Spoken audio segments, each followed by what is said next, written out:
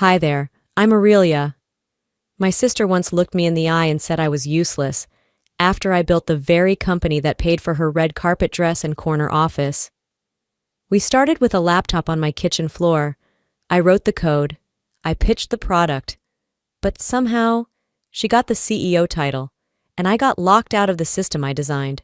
It wasn't just betrayal. It was premeditated. Legal, polished, one boardroom, one signature. One phone call changed everything. They erased me from my own success, my name, my voice, even my father's pride.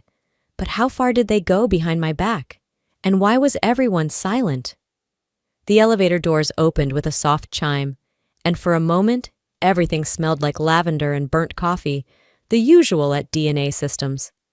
Seattle's gray morning bled through the floor-to-ceiling windows, casting long reflections across the glass desk where I sat, typing the final integration specs for our newest logistics client. It was quiet, my kind of quiet, the kind where people worked instead of talked. I liked it that way. No attention, no headlines, just output.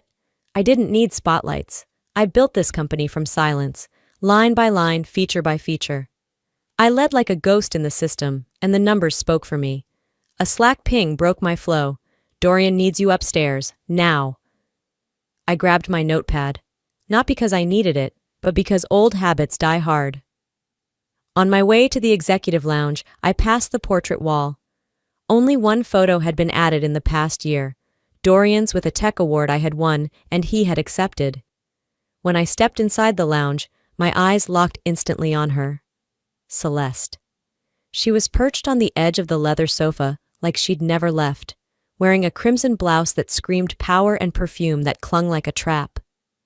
Dorian stood beside her, beaming like someone who didn't see the blade pressed against his legacy. "Well, look who it is," she said, uncrossing her legs. "Long time no see, little sis."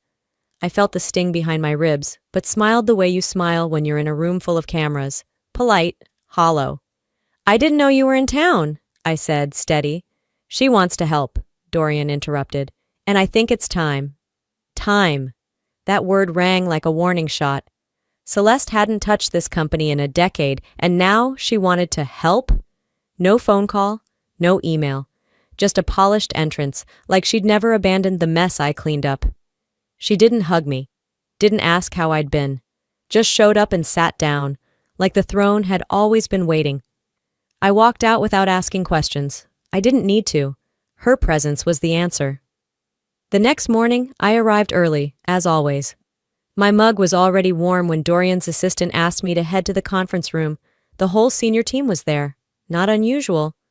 What was unusual was Celeste sitting at the head of the table, in my seat. Dorian cleared his throat. "Let's get started. As many of you know, our company's moving into a new growth phase." I knew that tone. It was the one he used before laying someone off.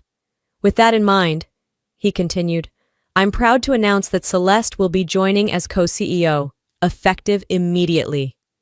I didn't blink. I didn't move. My title remained unchanged. CTO. But titles are window dressing. Power lives in access. And Celeste had just inherited half the keys without earning any of the locks. No discussion, no forewarning, no dignity. I kept my voice neutral when I leaned toward Dorian and said, "Was this your decision alone?" He avoided my eyes. Celeste, however, didn't flinch. "Don't take it personal, Ray. We need someone who can represent us on the outside. Tech's only part of the picture." It was that word, only, that hit hardest.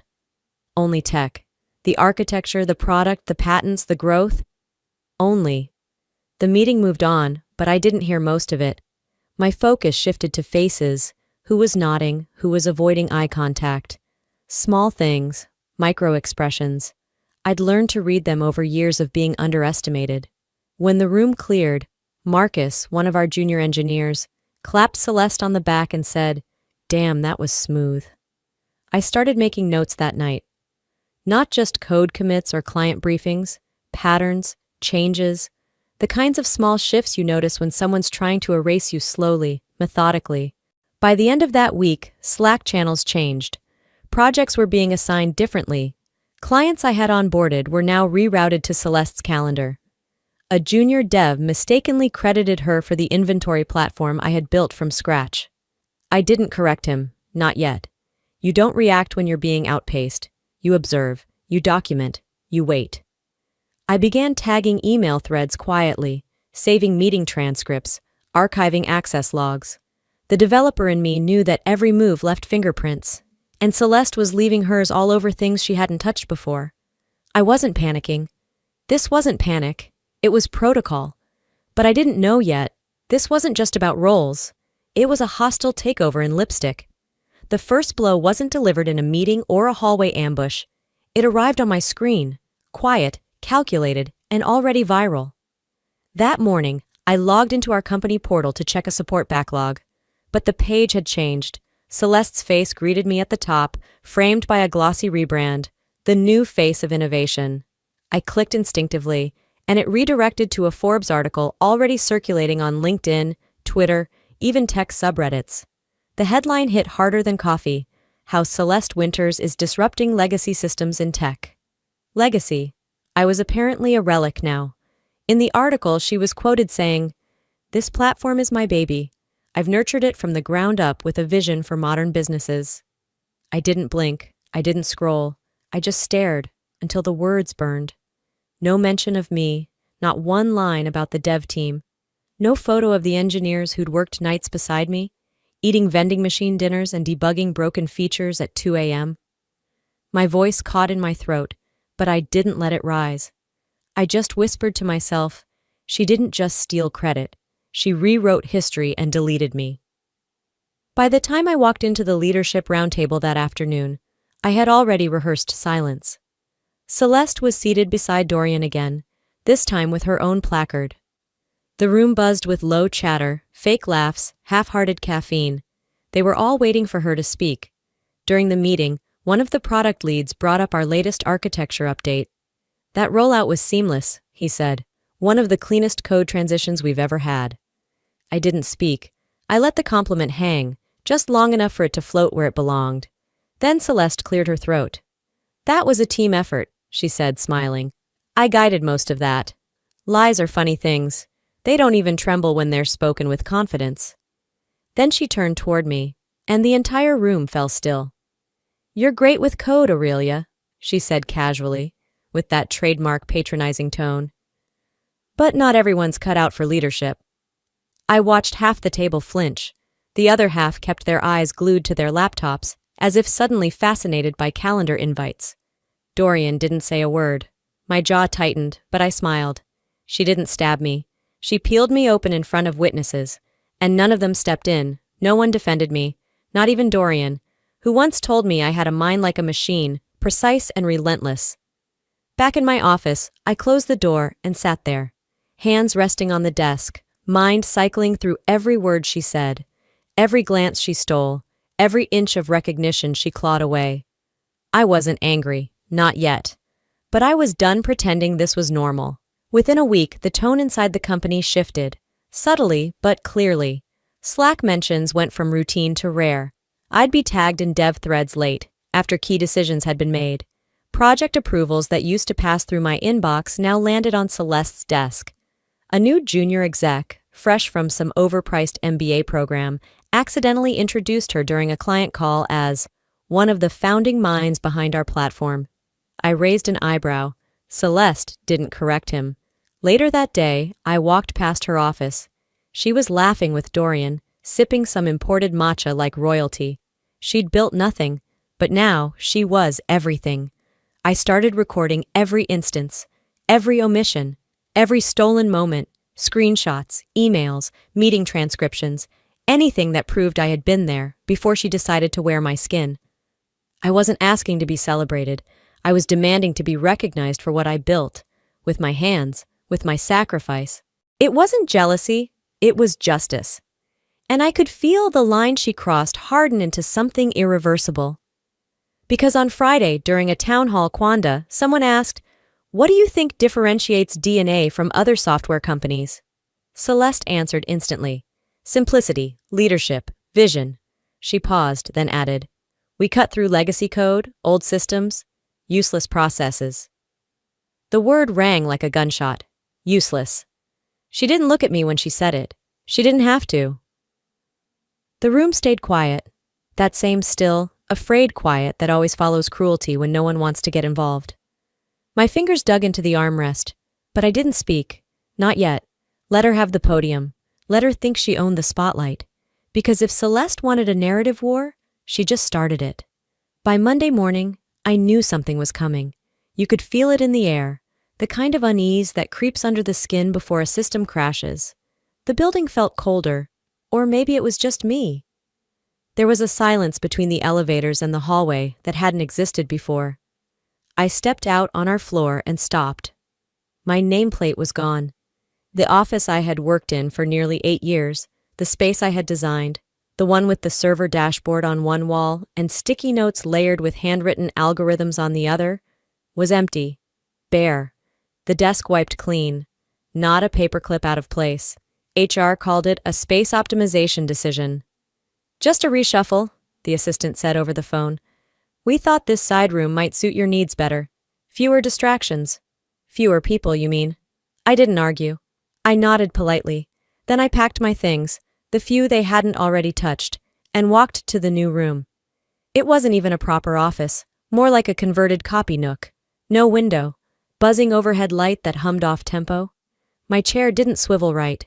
The Ethernet cable dangled like a sad afterthought. Not a single person made eye contact as I walked past. They didn't fire me. They made me invisible. By Wednesday, my calendar had gone suspiciously blank. Meetings I used to lead were happening without me. I checked the ops dashboard. My admin access had been downgraded. No explanation. No notice. That afternoon, I ran into Ben, one of our younger execs, by the coffee machine. He smiled, clueless. Hey, I just saw the new roadmap. Pretty slick. Celeste's really got the vision thing down. I tilted my head. Which roadmap? He blinked. The one shared at this morning's exec sync. You weren't there? I didn't answer. I didn't need to. That moment spoke louder than anything he could have said. I walked back to my new room, logged in, and tried to access the roadmap folder. Access denied. I built the system. Now I was locked out of it. Late that evening, I stared at my own reflection in the dark monitor. Not broken, just paused. The way a storm holds its breath before it hits. I decided to call Mom. I didn't need comfort.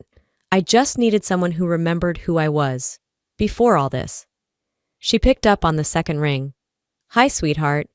I sat there, trying to phrase the thing without sounding bitter. I talked about the move, the meeting exclusions, the casual undermining. I kept it calm, factual. She was quiet. Then she sighed. Maybe this is just growing pains. Celeste is under a lot of pressure, too. I felt my grip on the phone tighten. Pressure? Was I supposed to give her grace for dismantling my work just because she dressed it in heels and smiled through a press release? I didn't argue. I didn't scream. I didn't cry. I just said, "Thanks, Mom," and hung up. But the silence that followed her words said more than she knew. When your own mother offers sympathy to the person hurting you, it makes you wonder how long you've been misreading loyalty. Maybe love had always been conditional in our house. Quiet for one child, pride for another. Celeste knew that, and now she was using it as leverage. Back at the office, I began updating a personal spreadsheet. Nothing on company servers. Just my own list. Meetings missed. Approvals rerouted. Job titles changed without HR notification. The data told its own story. Like malware burrowing through a network, this wasn't chaos. It was strategy. Slow, deliberate. I'd seen this before. In failing systems, when one node starts getting isolated, it's not long before the rest of the network forgets it ever mattered. First, they move you. Then they mute you. Then they erase you. But I wasn't a node. I was the architect. There's a distinct tone your gut makes when something doesn't sit right. Not quite fear, not quite anger. It's more like an itch you can't scratch. And that's exactly what I felt the next morning when I opened my laptop and saw a red flag blinking in the corner of my screen. License check failed. At first I figured it was just a back-end hiccup. Happens sometimes when load balancing shifts overnight. But when I pinged the dev logs, the failure looped 3 times, then pointed to something I hadn't touched in months. Clause 18b. That wasn't part of our standard license language. I should know. I wrote it. My heart didn't race, but I leaned in, narrowed my eyes, and whispered to myself, "What did you do?" The clause was buried, 4 subpages deep into a vendor contract update Celeste had fast-tracked, while I was busy being excluded from the roadmap meetings. Its header read like something harmless, Asset Consolidation Protocol, but its content was poison dressed in Times New Roman. Effective upon signature, intellectual property derived from tools under shared strategic oversight shall be considered jointly owned. Strategic oversight. A vague, legally stretchable phrase. It meant nothing and everything. I dug deeper, combing through DocuSign logs and internal memos, and there it was, my signature, forged digitally by an assistant I had never worked with. The digital trail linked back to a firm in Manhattan. Name on the record, Harper Klein, a contract lawyer from Celeste's previous firm in New York. So that was the plan. Erase me not just from meetings or Slack threads, but from ownership itself. She wasn't just taking credit, she was reassigning history, line by line, clause by clause. I stared at the screen, jaw clenched. My calendar pinged, but I ignored it. What was the point of meetings now, when every agenda had already been rewritten? I walked into her office that afternoon without knocking. Celeste was on the phone laughing softly, then turned to me with mock surprise. "Ray, you okay?" I didn't sit. "Clause 18B, I said flatly. "You slipped it into the vendor rollout under my name." She didn't even blink, just set the phone down slowly. "If you had paid more attention, you'd have caught it." It wasn't what she said, it was how she said it, like she was already rehearsing it in a mirror for weeks. I crossed my arms. "That software was mine, built before you showed up with your PowerPoints and buzzwords." She tilted her head like she pitied me. "This isn't personal, it's business," I smirked. "Funny, that's exactly what people say before I make it personal." Dorian walked by, paused at the doorframe, glanced between us, then kept walking. Of course he did. Celeste leaned back in her chair, drumming her fingers on the glass table like she was already bored with me. "You always made great things, Ray, but the world doesn't reward builders. It rewards storytellers." I didn't respond. I walked out. I didn't slam the door. I didn't yell. That would have been giving her exactly what she wanted. A reaction she could spin into unprofessional conduct. Back at my desk, my broom closet with Wi-Fi, I opened a folder labeled Innovate Defense Protocol. It was my private repository, created long before Celeste even knew where the back-end servers were hosted. In it were copies of every architectural blueprint I'd written, the original copyright filings, every commit note with time-stamped authorship. I clicked open a file titled Independent IP Clause 22 Safeguard. My fingers moved like they had a mission. No panic, no fury, just code. Because if she wanted to play the contract game, I'd take her to court in the language she didn't speak. Mine. She had Harper Klein and a team of stylists for her magazine shoots. I had syntax and source control. She rewrote the rules. I wrote the code. The invitation said, "Celebrating 60 years of vision, Dorian Winters." But from the moment I walked through the ballroom doors, I knew it wasn't a celebration. It was a coronation. Downtown Seattle, Hotel Halcyon. Crystal chandeliers, a string quartet, and a red carpet that screamed curated opulence. The kind of event people post about but forget the next morning, unless something scandalous happens. I wore a tailored black sheath dress. Classic. Understated. Me. No one looked twice. Celeste arrived fashionably 10 minutes late, in a blazing red gown that could have doubled as a warning flare. Laughter followed her like perfume. Her arm looped through Dorian's. They walked in like royalty returning from exile. At the entrance, the host paused when reading my name. "Oh, right, table 5. Not at the front, not even near family, just far enough away to feel the message. She didn't plan a party, she planned a stage. Dinner started late. Everyone buzzed about Dorian's legacy, the company's rise, Seattle's tech boom. My name floated once or twice, mostly by people too young to remember where the first server rack was built. My garage. Celeste stood halfway through the main course, tapping her wineglass gently with a fork. "May I?" The quartet hushed, The lights dimmed just enough to create drama. A photographer stepped forward, right on cue.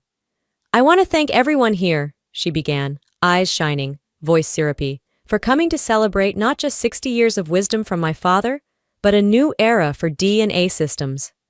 She gestured to Dorian, who beamed like a proud coach.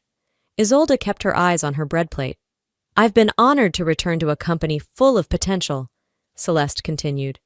"But potential must be unlocked, direction must be clear. That's why, after months of conversations, I'm humbled to accept the role of sole CEO, effective immediately." A pause. Then, like a skilled assassin, she twisted the knife with a smile. "Of course, my sister Aurelia has done amazing work on the technical front, but as we grow, it's essential we lead with vision, not just code." I didn't blink, not because it didn't hurt, but because pain loses its power when you see it coming. The room remained frozen. No applause, no gasps, just the awkward clinking of forks, suddenly unsure where to land. Dorian nodded beside her, complicit in silence. I looked toward Isolde. She didn't meet my eyes. She didn't have to. She already picked her daughter. And it wasn't me. She didn't just steal my title. She robbed me of their silence. Later that night, while stepping out for air, I passed by the staff hallway behind the ballroom. That's when I heard Marcus. My Marcus, the junior developer I had mentored since his first line of Python, the one I vouched for when he screwed up that database deployment last year. He was laughing. "With the way she got tossed tonight," he said to Celeste's assistant, "I'm surprised she didn't fake a tech emergency just to storm out." Laughter. Then the assistant replied, "Girl, please. She looked like she knew it was coming. Maybe that's why she dressed like a funeral." Another laugh. I didn't say a word. I didn't make a sound. I just turned around and walked slowly back to my table. The system didn't crash. It was rewritten from within. The betrayal didn't come from outside hackers. It came from trusted credentials. At the end of the night, I waited until most people were tipsy enough to forget details. I walked over to Dorian's table. He was laughing with a board member about stock projections. I placed a small wrapped box in front of him. "A little something?" I said softly. "Happy birthday, Dad." He blinked, caught off guard. Isolde didn't even lift her head. Inside the box was a photo album. One I had spent 3 months assembling. Every phase of the company. From the first check we couldn't cash, to the first patent filed under my name, to the day Dorian handed me a set of keys and said, "Make this place better than I did." That part didn't make the album. But I remembered. I walked out of that ballroom without another word. No scene, no tears, just a quiet exit. The kind that doesn't announce itself, but leaves a dent. I sent a single text to my lawyer. "Initiate fallback protocol." She turned the lights on herself. I'd already flipped the main breaker. I didn't sleep that night. I didn't need to. While the ballroom emptied of champagne flutes and hollow praise, I sat in my home office with my laptop open, the soft blue glow casting long shadows across the walls. No music, no distractions, just me, a black coffee gone cold, and a desktop cluttered with contracts, code windows, and a single sticky note that read, Clause 22. License expiration, 3 a.m., May 11th. I had waited a long time for this window. They played the title game. I played the asset game. And while Celeste was busy printing invitations and booking photographers, I'd been scripting lines of legal and logical code, each one wired to a timer they never saw coming. By 2:43 a.m., the contracts were confirmed, the delivery sequence tested, and the automated messaging queued. At exactly 3 a.m., I placed a call to Mr. Kraus, my attorney of over 10 years. He answered on the second ring. "It's time," I said. "Initiate non-renewal across all Innovate Solutions assets tied to D&A systems." "No renegotiation?" he asked, just to be sure. "None," I replied. "Let it expire, cold." He didn't argue. He knew better.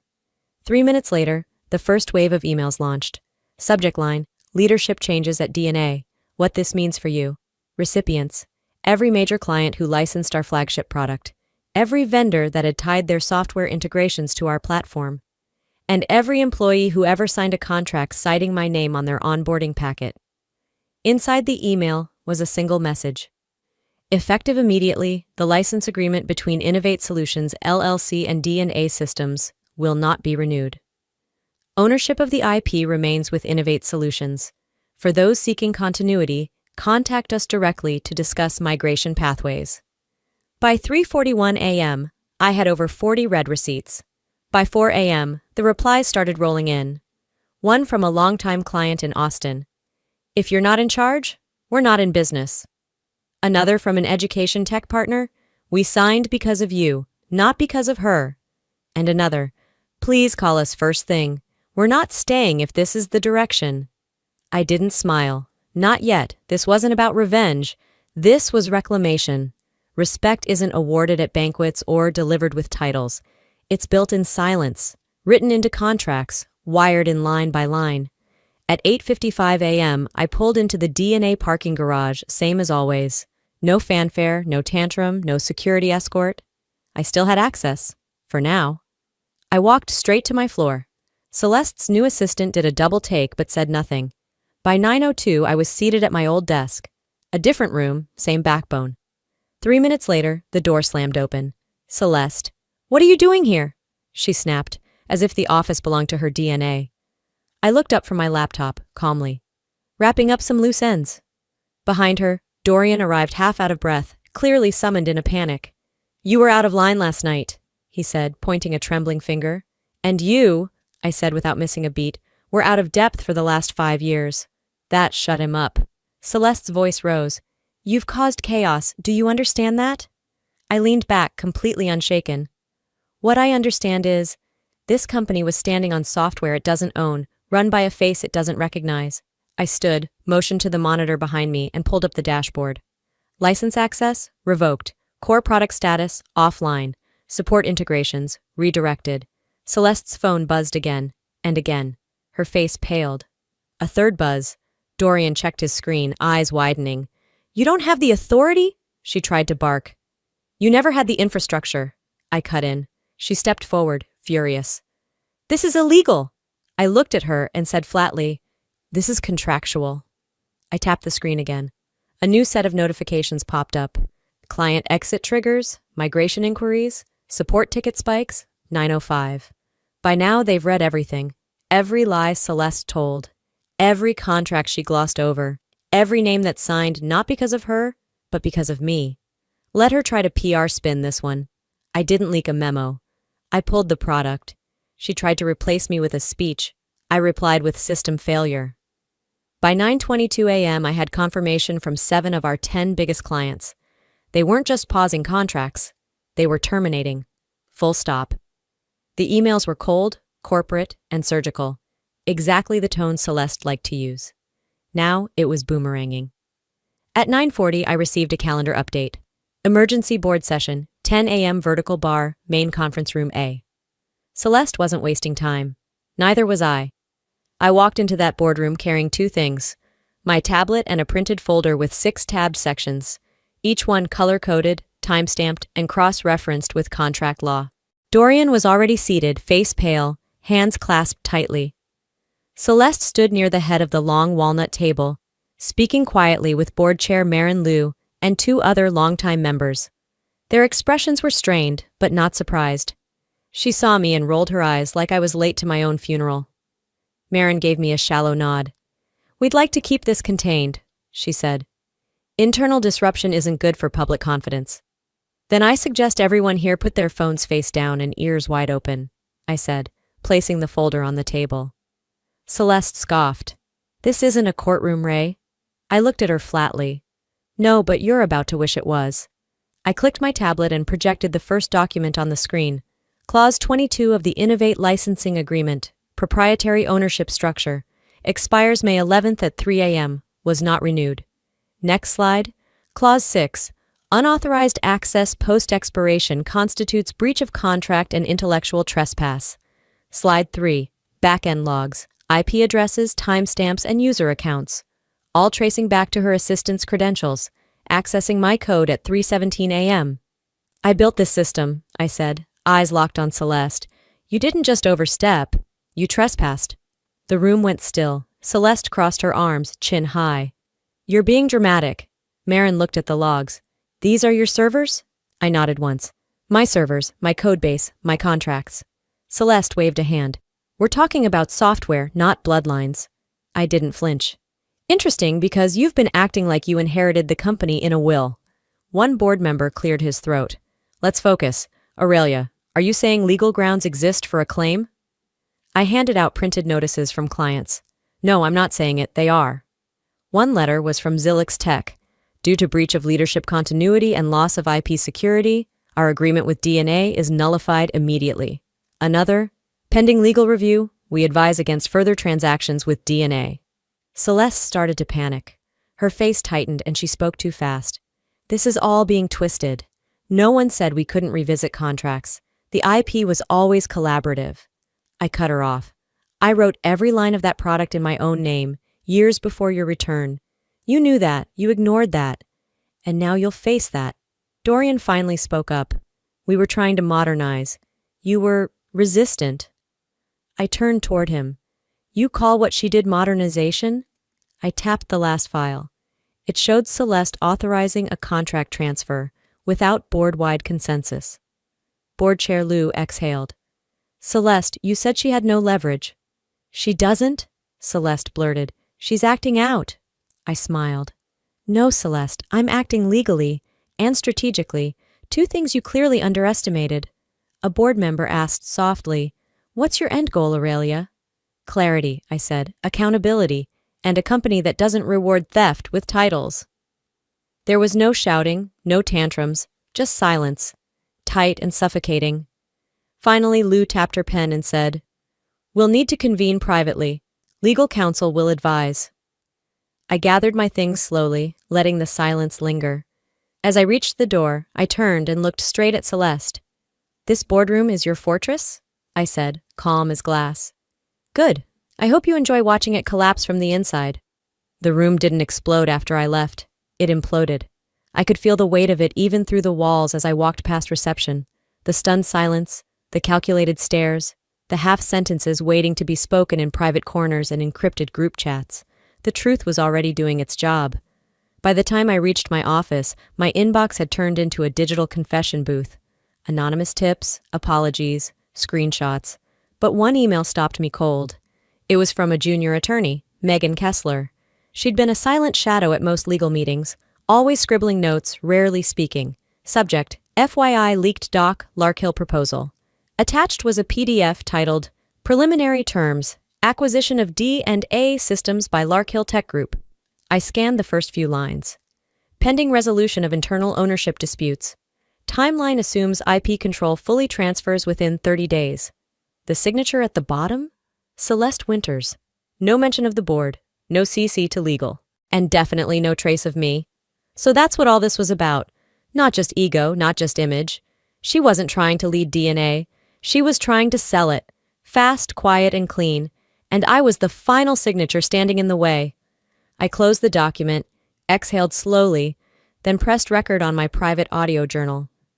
She wanted me out of the picture because I was the paperwork. I said softly. The inconvenient truth in every clause. I didn't feel rage, just a kind of precision. At 11:03 a.m., I requested a private meeting with Celeste and Dorian. No board, no staff, no lawyers, just us. They arrived 5 minutes late. Celeste's heels clicked like gunshots across the floor. Dorian's smile was tight and rehearsed. Make it quick, Celeste said, dropping into the chair across from me. Don't worry, I replied, sliding a folder toward her. This won't take long. Inside were 3 documents. A formal withdrawal letter from Zilix Tech, citing loss of executive trust. A contract termination from Core Grid Analytics. Failure to uphold licensing transparency. A spreadsheet listing 27 employees, engineers, designers, ops staff, who had already signed contracts with Innovate Solutions, effective next Monday. She glanced at Dorian. He looked away. Here's how this ends, I said calmly. You resign within 24 hours. You walk out with your head up, your exit polished, your resume spotless. Celeste blinked. You're bluffing. I didn't move. You'd like to think that. Dorian leaned forward. Aurelia, be reasonable. This isn't good for anyone. I turned to him. You knew she was courting a buyout without informing the board. You didn't stop her. That makes you complicit, not neutral. His face darkened. Celeste snapped. You'd sabotage your own legacy just to spite me? I shook my head. I didn't sabotage anything. You did. I'm just cutting the wires before your bomb goes off in everyone's face. She stood. You can't force this. I stood too. I don't have to. Larkhill already pulled out. Their legal team caught wind of the clause breaches this morning. You tried to sell a house you didn't own. Silence again, but this one was heavier, deeper, not just corporate, personal. You wanted power, I added. Now you have a choice. You can walk today, quietly, or you can stay and watch what scorched earth looks like with your name on it. Celeste said nothing. I reached into my folder and pulled out one more document. Your severance. It's fair. It's clean. And the reference letter? Already written. It paints you as strategic, innovative, and visionary. Dorian looked stunned. Why? He asked. Because I'm not like her, I said, and because I'm tired of fighting. Celeste stared at the paper, then slowly took the pen. No words, no glares, just a signature. When she was done, she pushed it back, gathered her things, and left without saying goodbye. I didn't watch her walk out. I sat down, turned to my screen, and started drafting the announcement. Leadership Update D&A Systems. The words came easy. She took the corner office, I took the company. The announcement hit inboxes by 6 a.m. I didn't reread it. I didn't need to. I'd lived every syllable. And still, when I stepped into the office that morning, the silence nearly knocked the breath out of me. The kind of quiet that didn't come from absence, but from aftermath. People nodded at me with cautious politeness. Some offered soft smiles. A few avoided eye contact altogether. It wasn't celebration. It was awareness. Reverence, maybe. Or relief. Celeste's nameplate was already gone from the door. No speech, no farewell cake, no framed photo with a fake quote printed on canvas. Just gone. I stood outside the glass-walled office, staring at the new placard someone had posted. Aurelia Winters, CEO. No exclamation mark, no tagline, just black text on brushed steel.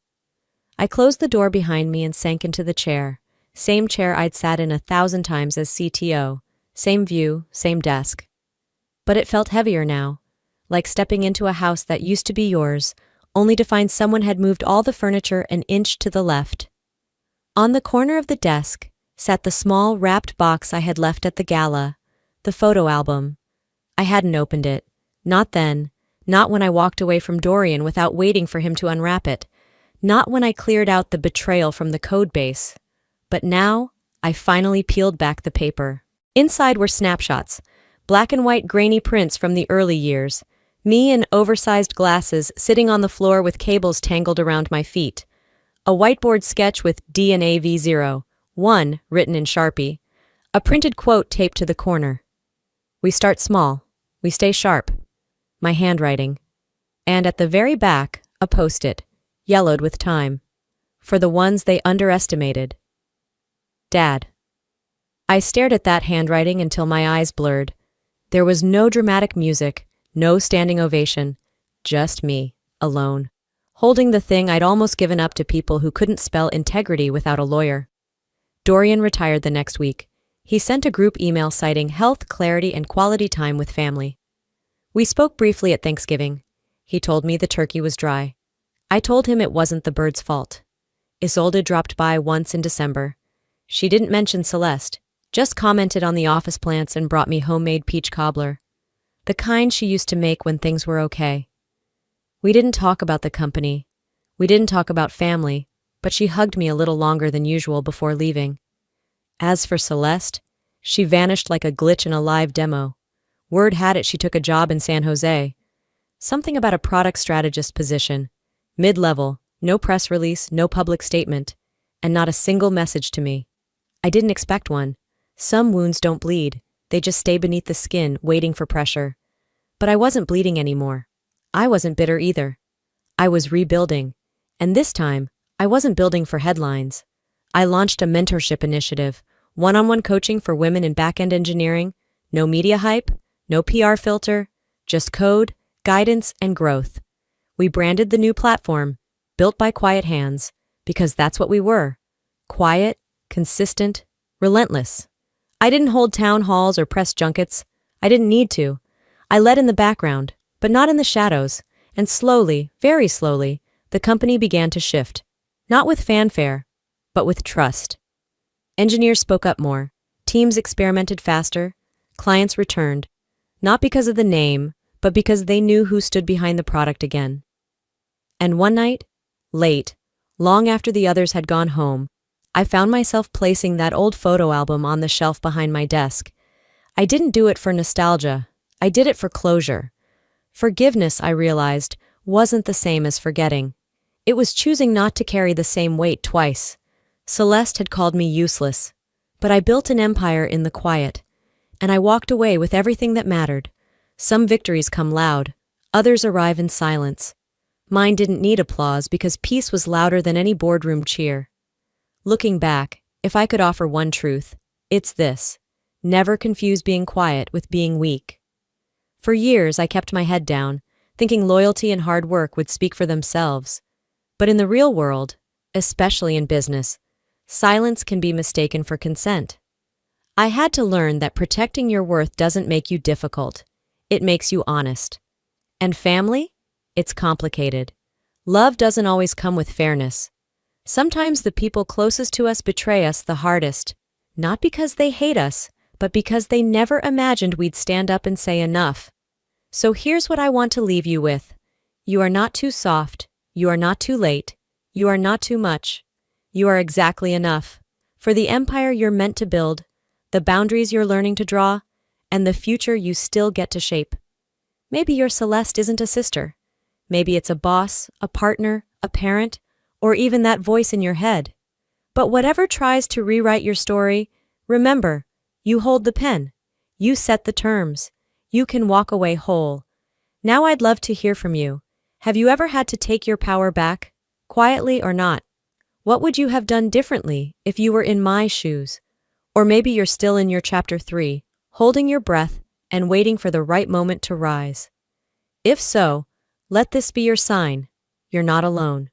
If this story touched you, drop a 1 in the comments or tell me where you're watching from. If it didn't hit the mark for you, let me know why. I'm listening. Whether you're in Seattle like me or tuning in from somewhere across the country, I'm grateful you're here. And if you want more stories like this, raw, real, and rooted in the things that matter, hit that subscribe button and join this growing community. Your voice matters here. Until next time, take care of your peace, because no title is worth your soul.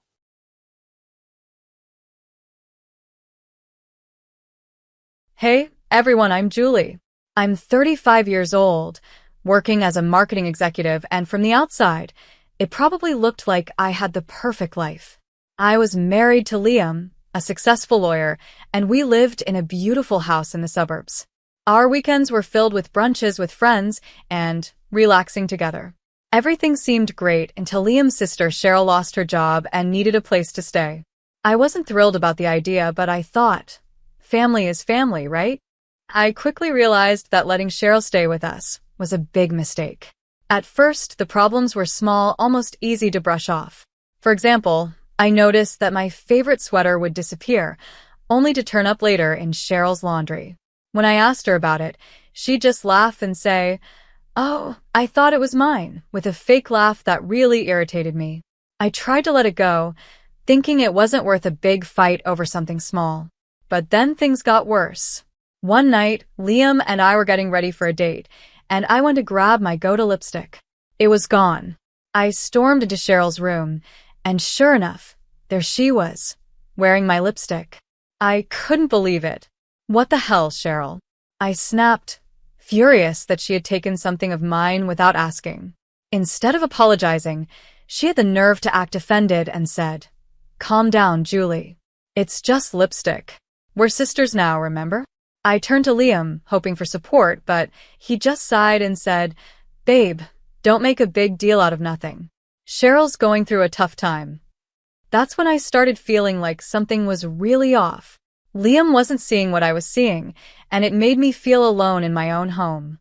But the situation only got worse from there. A little while later, I started noticing that money was disappearing from the house.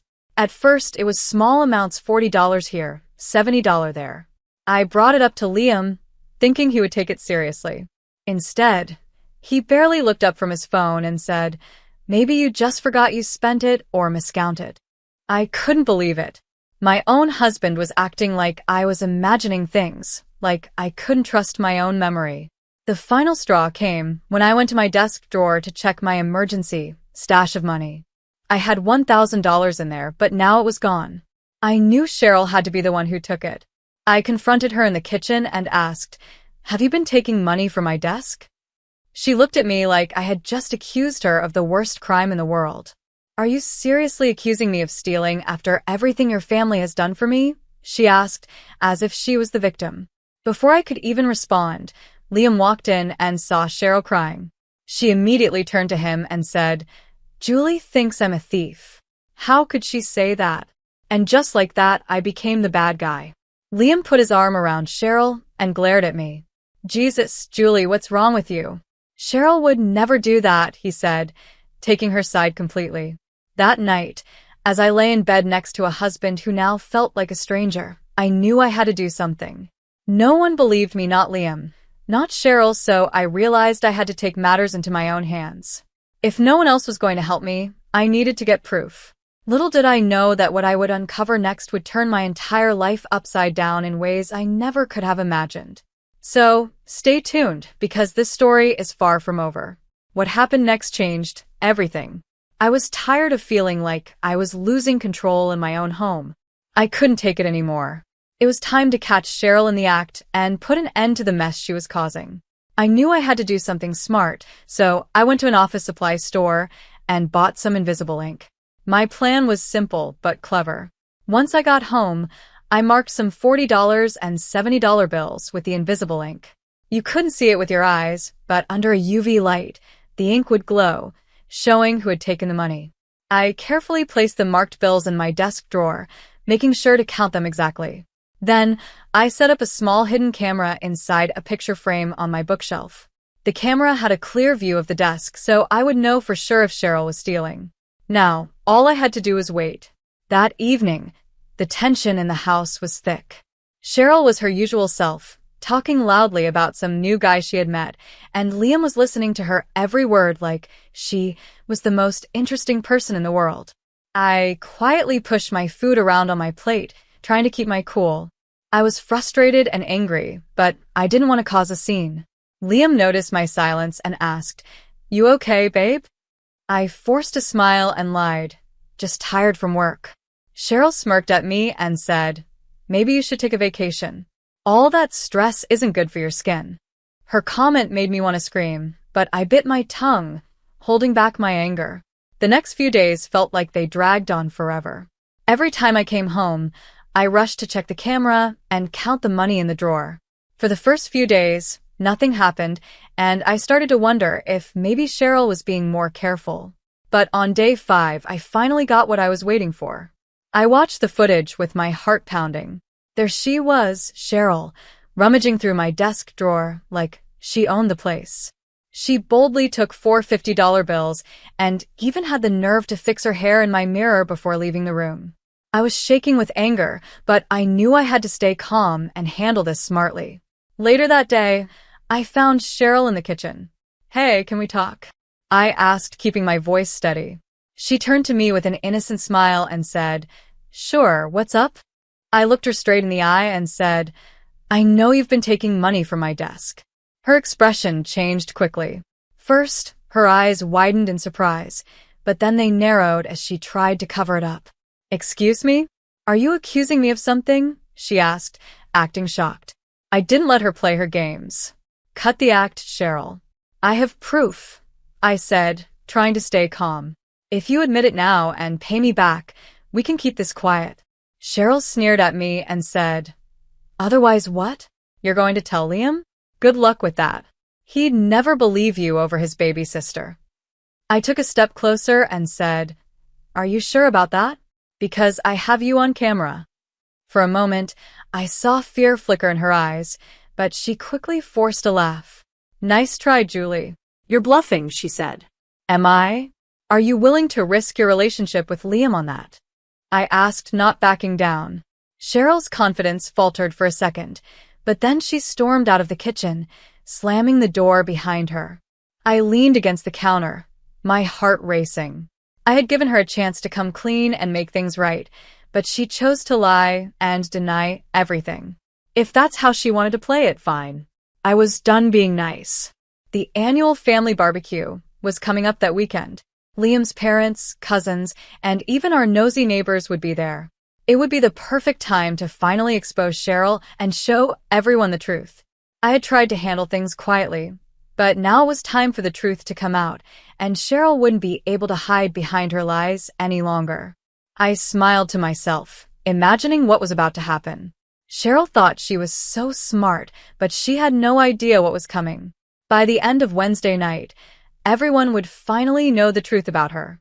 I had been planning this moment for days, and it was time for Cheryl's lies to come crashing down. When the day finally arrived, I was a bundle of nerves. I had practiced what I was going to say over and over in my head. As the guests started arriving for the family barbecue, I put on my best fake smile and tried to act like everything was normal. I played the role of the perfect hostess, making sure everyone felt welcome. Meanwhile, Cheryl was in her element, floating around the party, laughing loudly at every joke. She was acting like she didn't have a care in the world, but I noticed her glance at me a few times. She was probably wondering if I would actually follow through on my threat. Once everyone had arrived and the food was served, I knew it was time. My heart was pounding, but I was ready. I picked up my glass and clinked it to get everyone's attention. The chatter in the room died down as people turned to look at me. "Hey, everyone," I began, trying to keep my voice steady. "I've got a little presentation I'd like to share." Liam frowned and asked, "Babe, what are you doing?" I ignored him and connected my laptop to the TV. "I've noticed some money has been going missing lately," I said, looking around the room. "And I think we all deserve to know the truth." The room grew silent as I pressed play on the video. In clear HD, Cheryl appeared on the screen, sneaking into my office and pocketing cash from my desk. Gasps echoed through the room as everyone watched in disbelief. Cheryl's face went pale. "That's not what it looks like," she stammered, trying to explain herself, but I wasn't finished yet. I pulled out a small UV light from my pocket and walked over to her purse. "Mind if I check something?" I asked. Before she could say anything, I dumped the contents of her purse onto the table. Bills scattered everywhere. I shined the UV light on them, and the invisible ink marks lit up. "Funny how all this marked money from my desk ended up in your purse, Cheryl," I said, my voice steady. The room erupted. Liam's mom started crying, his dad was shouting, and the neighbors were whispering to each other. Cheryl collapsed into sobs. "I'm sorry. I have a gambling problem," she cried. I needed the money to pay off debts. I turned to Liam, expecting him to finally see the truth, but instead, his face was filled with rage at me. "How dare you," he hissed. "You set up my sister and humiliated her in front of everyone." I stood there, stunned. "Are you serious?" "She's been stealing from us for months," I said, trying to make him see reason, but Liam's mind was made up. "Get out." "Now," he said coldly. "What? This is my house too," I protested, shocked by his reaction. "Not anymore. I want a divorce." "Pack your things and leave," he demanded. I looked around the room, hoping someone would stand up for me, but all I saw were blank, shocked faces. No one said a word.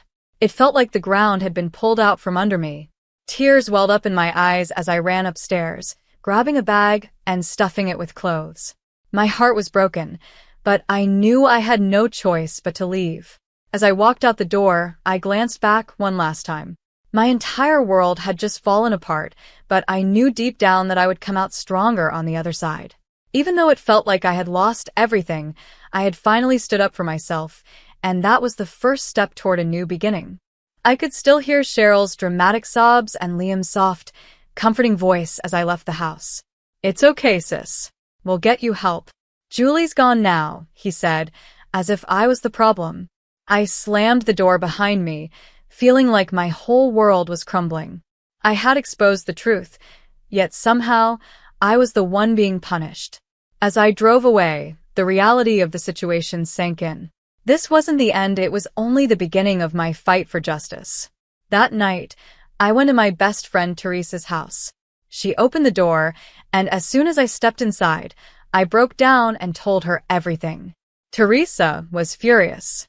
"That manipulative little witch," she shouted. "And Liam? He's lost his mind." I nodded, feeling numb. "I know.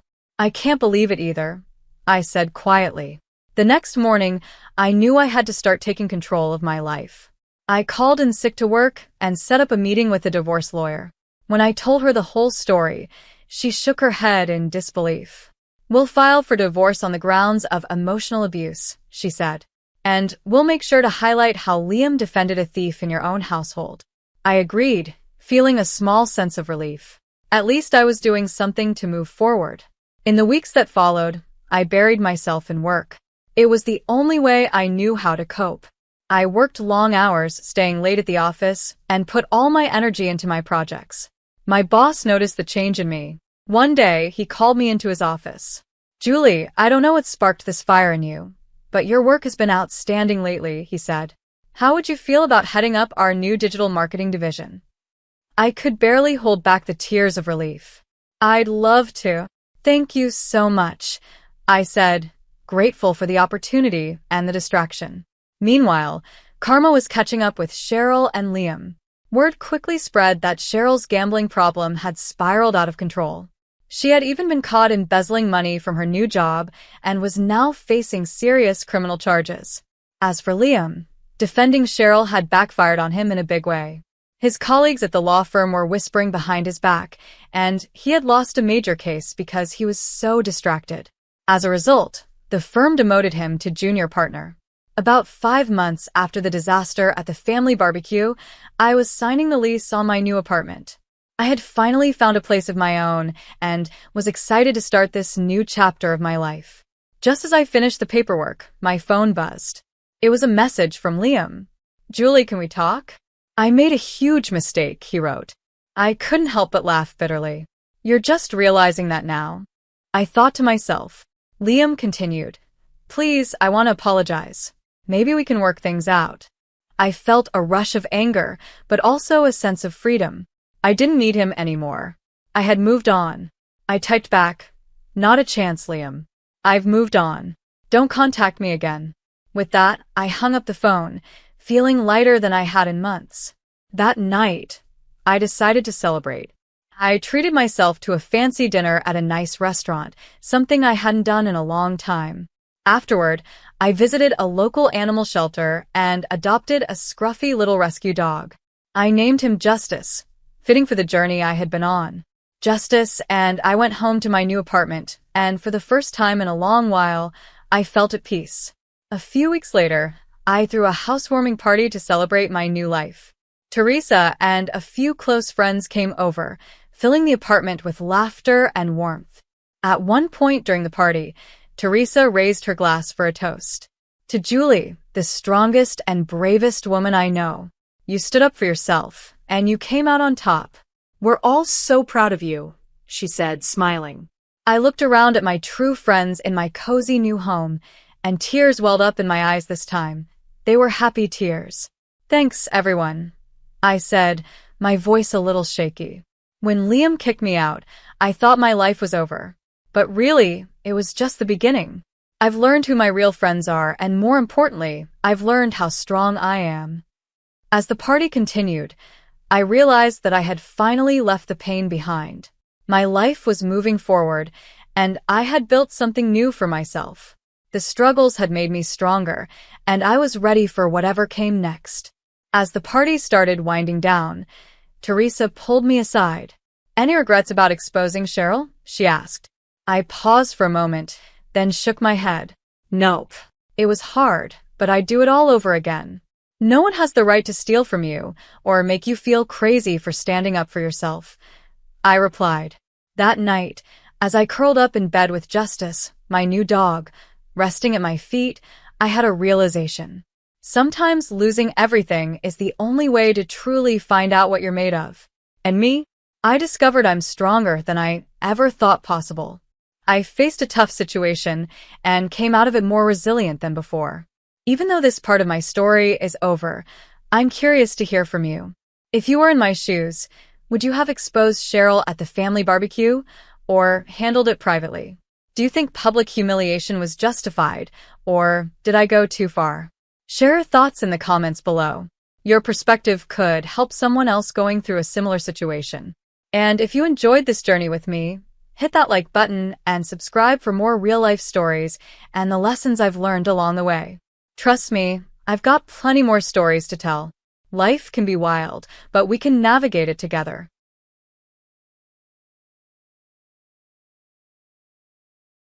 I was completely shocked when I heard the unexpected news. Jerry, my husband, sold the house I had inherited from my father for $700,000. He delivered this revelation with an oddly cheerful tone over a phone call from the hospital. As if that wasn't enough to leave me stunned, he went on to announce that he planned to go on a trip with his mistress. This entire situation felt surreal, like a whirlwind of madness I could barely process.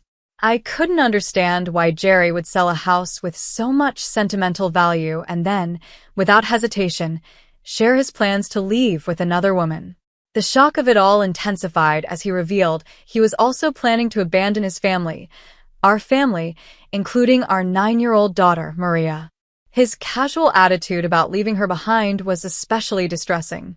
Jerry even expressed that Maria had been getting on his nerves, saying she was acting high and mighty, as if she were a stranger instead of his own daughter. His cold, almost dismissive remarks about Maria cut deep, filling me with both rage and heartbreak. As I absorbed this crushing news, I felt a mix of anger and disbelief rising inside me.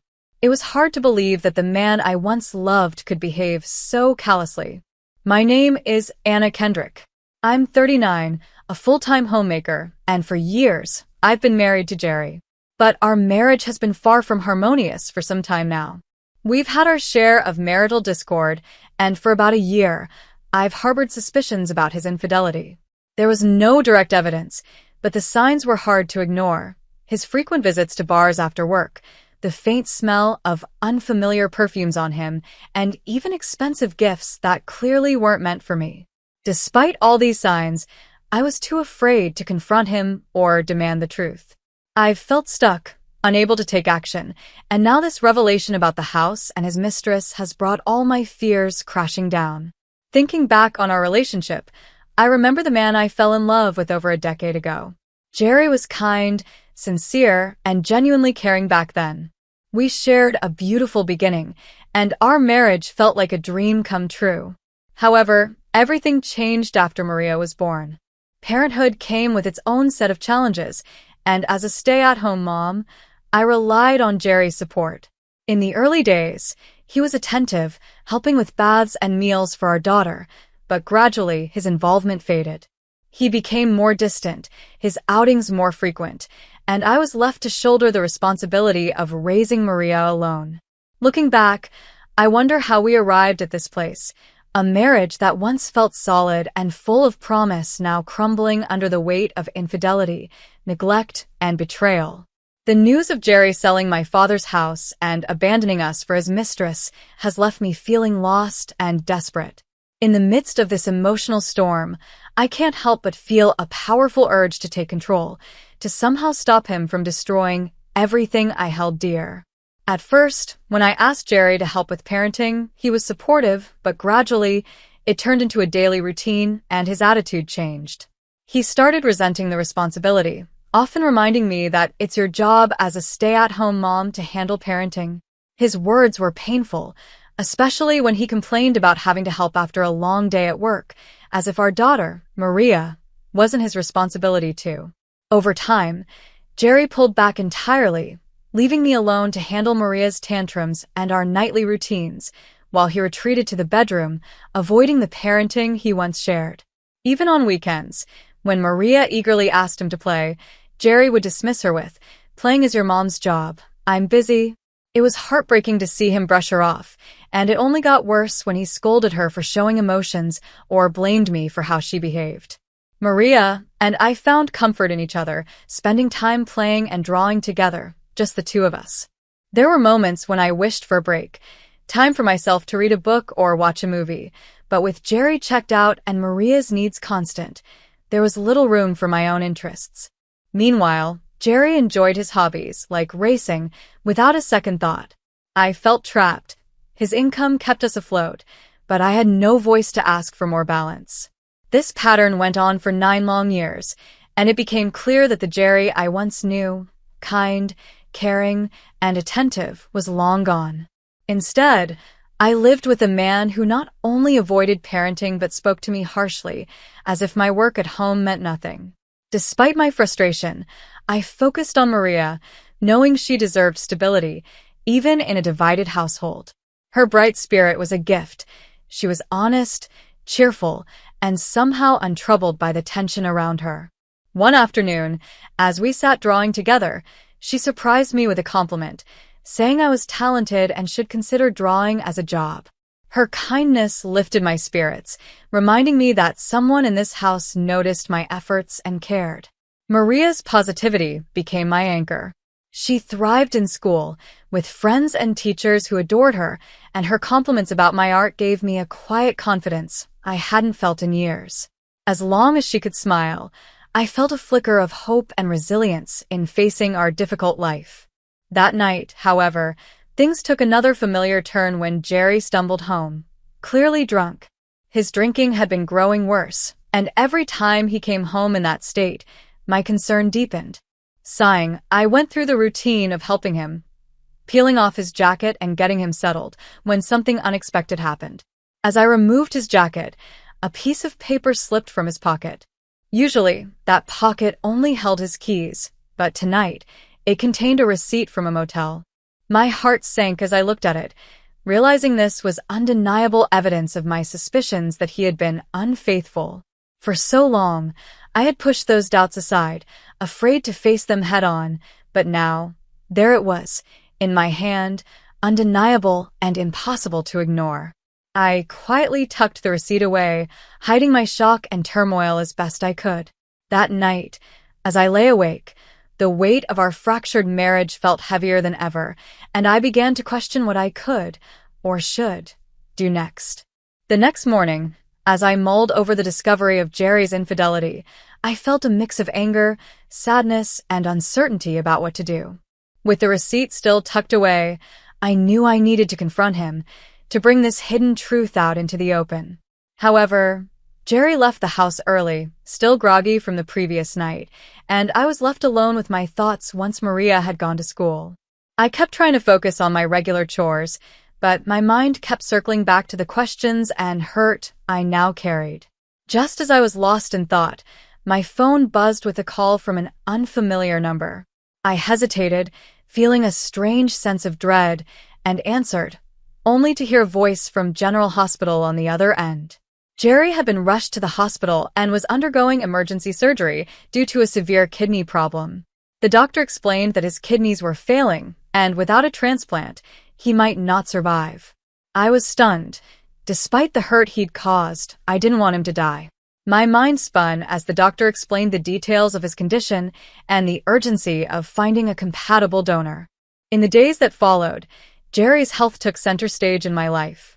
It was soon revealed that I was the best match for a kidney donation, an unlikely and ironic twist, considering our troubled relationship. He had no siblings, and his elderly parents were in no shape to donate.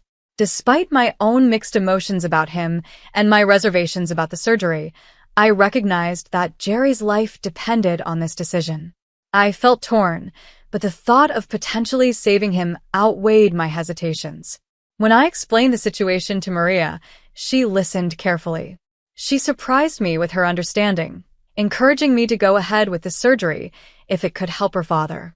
Her maturity and compassion filled me with courage, and I promised her that everything would be okay. Arrangements were made for her to stay with Jerry's parents during my hospital stay, which provided a small comfort in an otherwise overwhelming situation. A week later, after completing a series of health checks and signing the necessary consent forms, I prepared for the transplant surgery. As I lay on the hospital bed, I was filled with a blend of fear and hope. wondering what this surgery would mean for our future and if it could somehow bridge the distance that had grown between us over the years. The surgery itself went smoothly, quicker than I had anticipated. As I woke up, groggy from the anesthesia, I was told that the transplant had been successful.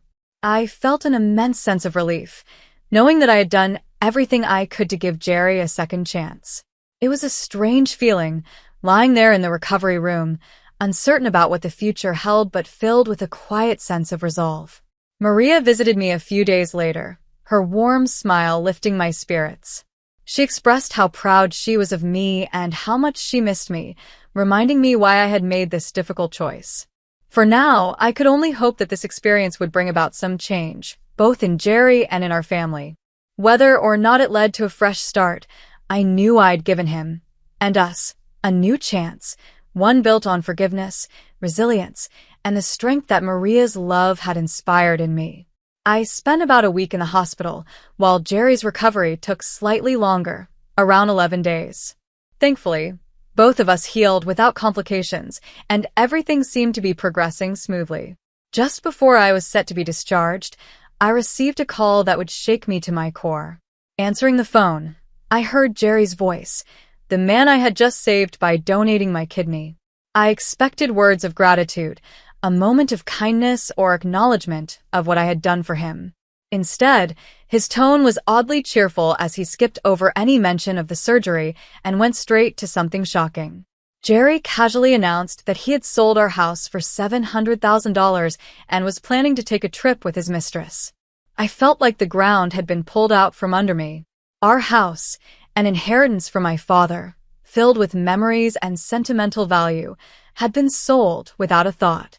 His revelation about having a mistress and the careless way he mentioned leaving our daughter, Maria, behind stunned me even further. I was lost for words, barely able to comprehend his audacity. Desperate to understand his intentions, I asked him about Maria's well-being, hoping he would show some sense of responsibility. But Jerry dismissed my concerns without a hint of remorse. He said he didn't care about her and intended to leave her behind as he chased his new life. Hearing those callous words left me furious and heartbroken. I realized I couldn't just stand by. I had to do something to protect our home and our daughter. Before I could say anything more, Jerry abruptly ended the call, leaving me overwhelmed and desperate to act. The shock of his betrayal took such a toll on me that my hospital stay was extended as I struggled to process everything. Lying in that hospital bed, I couldn't stop thinking about what I should do next. Without our home, where would Maria and I go? I felt powerless and trapped, unable to stop Jerry's reckless decisions from within those hospital walls. My first instinct was to reach out to Maria. I called my in-laws' house, where she was staying, and anxiously waited for her to pick up. When she answered, I asked how she was feeling and if she was okay. I gently told her the difficult news, that her father had sold our home. I was worried about how she would take it, fearing she'd feel abandoned or confused by her father's actions. But Maria surprised me. She responded calmly, reassuring me that she had already taken care of things.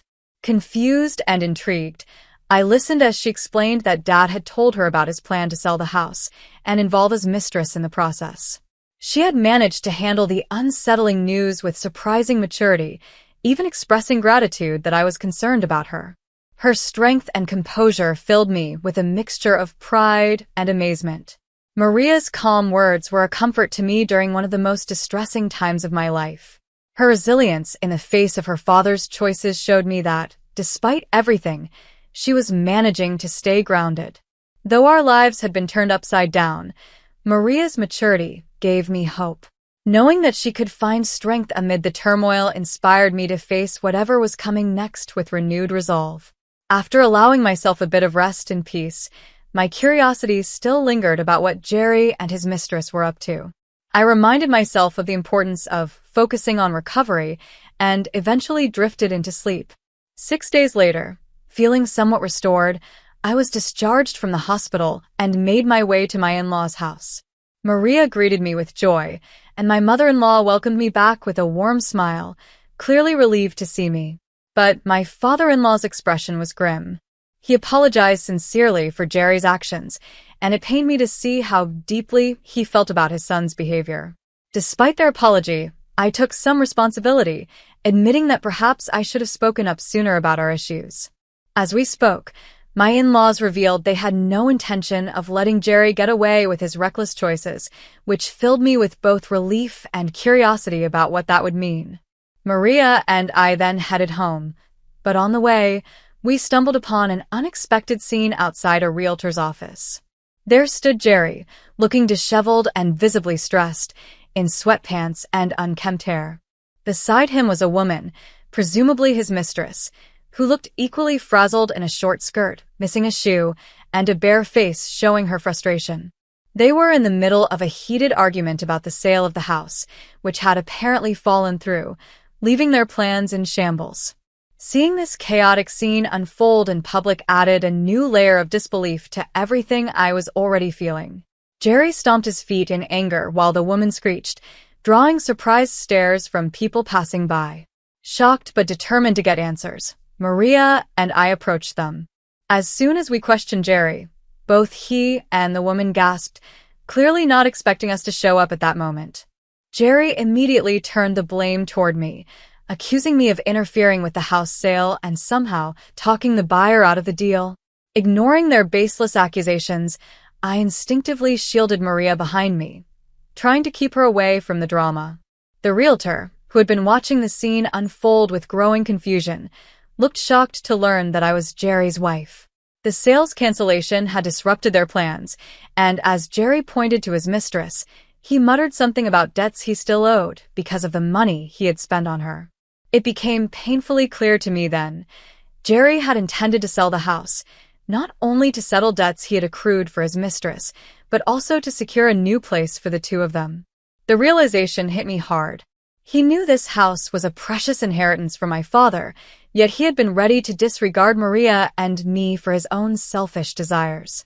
Anger surged through me as I confronted him, struggling to process how he could be so brazen.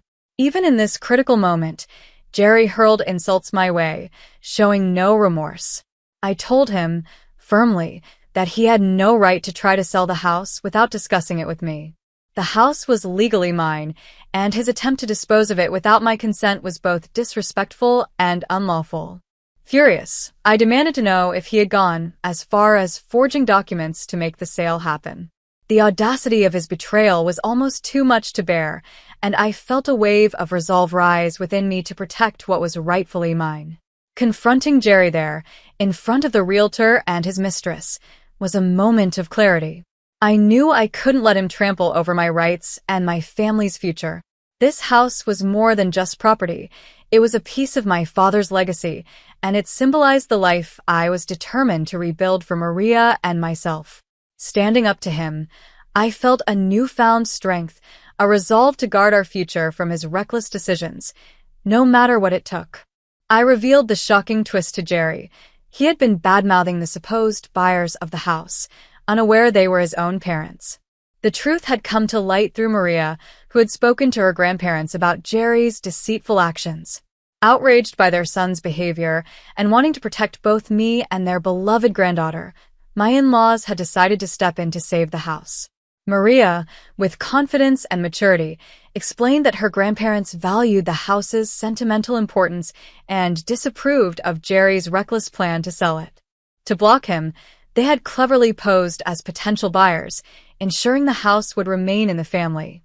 Seeing his plan fall apart, Jerry, desperate and defeated, let out a bitter laugh and unleashed a string of insults at Maria and his parents. But Maria stood strong, unbothered by his angry words. In response, I reached into my bag, pulled out a piece of paper, and thrust it under Jerry's nose, prepared to confront him with the truth. The paper was our divorce petition. Taking a steady breath, I said firmly, "I want a divorce." Instead of grasping the weight of the moment, Jerry scoffed, dismissing me with arrogant disbelief, suggesting I couldn't possibly manage without him. His smugness only fueled my determination to shatter his illusions. Calmly, I informed him that I was prepared. "You don't need to worry about me," I said. "I'm going to receive a lifetime gift from your parents." My words left Jerry and his mistress visibly confused. I went on to explain that my in-laws, given their declining health, wished to pass a portion of their assets on to me now, while they still could. I had initially suggested that this inheritance go to Jerry, but they insisted on giving it to me instead. To them, I was the one who had brought them joy through Maria, and they couldn't overlook Jerry's lack of gratitude, even after I'd saved his life. Grateful for their generosity, I accepted the lifetime gift, and Jerry turned pale with shock. Infuriated, he tried to argue that it was unfair and threatened to take the matter to court. I reminded him calmly that his own reckless spending had put him in this position, and his parents' decision was well within their rights. As he seethed, I questioned whether he even had the financial means to go to court, hinting at the consequences his betrayals had brought upon him. Then, closing the gap between us, I delivered one final blow. Every penny you owe for emotional damages and child support will be pursued, I said, my voice firm. And if you can't pay, I'll chase you to the ends of the earth to collect. Jerry, now desperate and shaken, stammered for forgiveness, but I met his pleas with an unwavering glare. With calm but resolute words, I declared, "This is the end." There was no going back, and he could see it in my eyes. For the first time, he truly grasped the depth of his actions and the consequences he could no longer escape. I was determined to hold Jerry accountable for every insult and wrong he had thrown at Maria and me. As he and his mistress finally stormed off, yelling and defeated, the realtor, who had witnessed the entire scene, expressed relief and thanked me for resolving the chaotic situation. I apologized for any inconvenience caused and took Maria's hand as we headed home, ready to start fresh. As we walked, she looked up at me, grateful for standing up for her. Seeing the smile on her face, I silently vowed to protect her no matter what lay ahead. The divorce from Jerry proceeded smoothly, marking the official end of a painful chapter. Surprisingly, the process felt almost anticlimactic, and I couldn't help but wonder why I had endured everything for so long. It became clear just how much Jerry had invested in his reckless lifestyle, spending a significant amount of money on his affair and eventually borrowing to cover his debts. His mistress, too, abandoned him, unwilling to stick by someone so financially troubled. Soon after, misfortune continued to close in on him. Due to material shortages and declining sales, his company had to downsize, and Jerry, working in the factory, was among the first to be laid off. It's hard to believe he was chosen randomly. More likely, his poor attitude and lack of performance were contributing factors. Now, unemployed and struggling, he's scraping by with part-time jobs, showing little motivation to find stable work. His life has become a lonely and difficult existence, having lost his job, his lover, and his family. While I might have felt sympathy once, his choices and disrespect toward me erased that sentiment long ago. Even after I had donated a kidney to him, he had mocked and betrayed me. It seemed that karma had finally caught up to him, and his energy would be best spent paying off his debts. As for me, I decided to move forward with purpose. Inspired by Maria's compliment about my art, I began taking on illustration work, using the assets my in-laws had entrusted to me. My initial clients praised my attention to detail and skill, which filled me with pride and gave me a renewed sense of purpose. My goal is to build a strong client base and work steadily to create a brighter future for Maria and myself. With each passing day, I feel more hopeful. The path ahead is one I'm ready to walk, with Maria by my side and a new chapter filled with possibility and strength.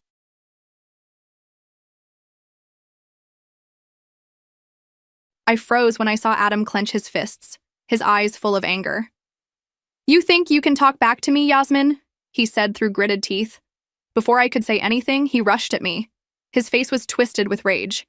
He raised both fists and punched me hard in the stomach.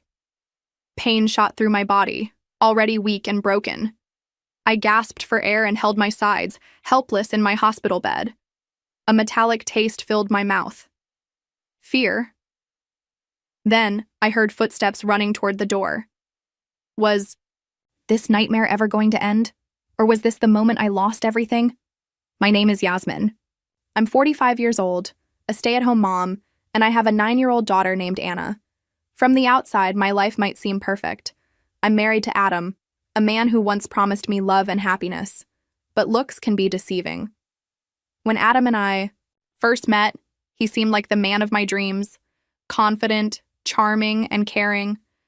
We met at a friend's dinner party, and the moment we looked at each other, I felt a connection like never before. He knew just what to say and how to make me feel special.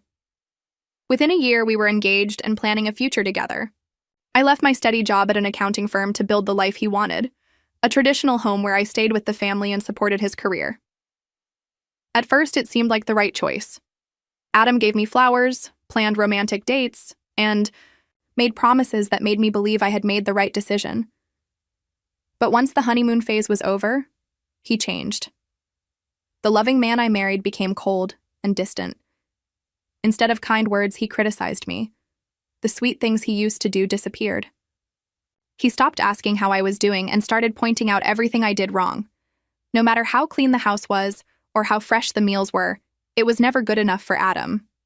What I once did with love, cooking and keeping the home tidy, had become something he simply expected.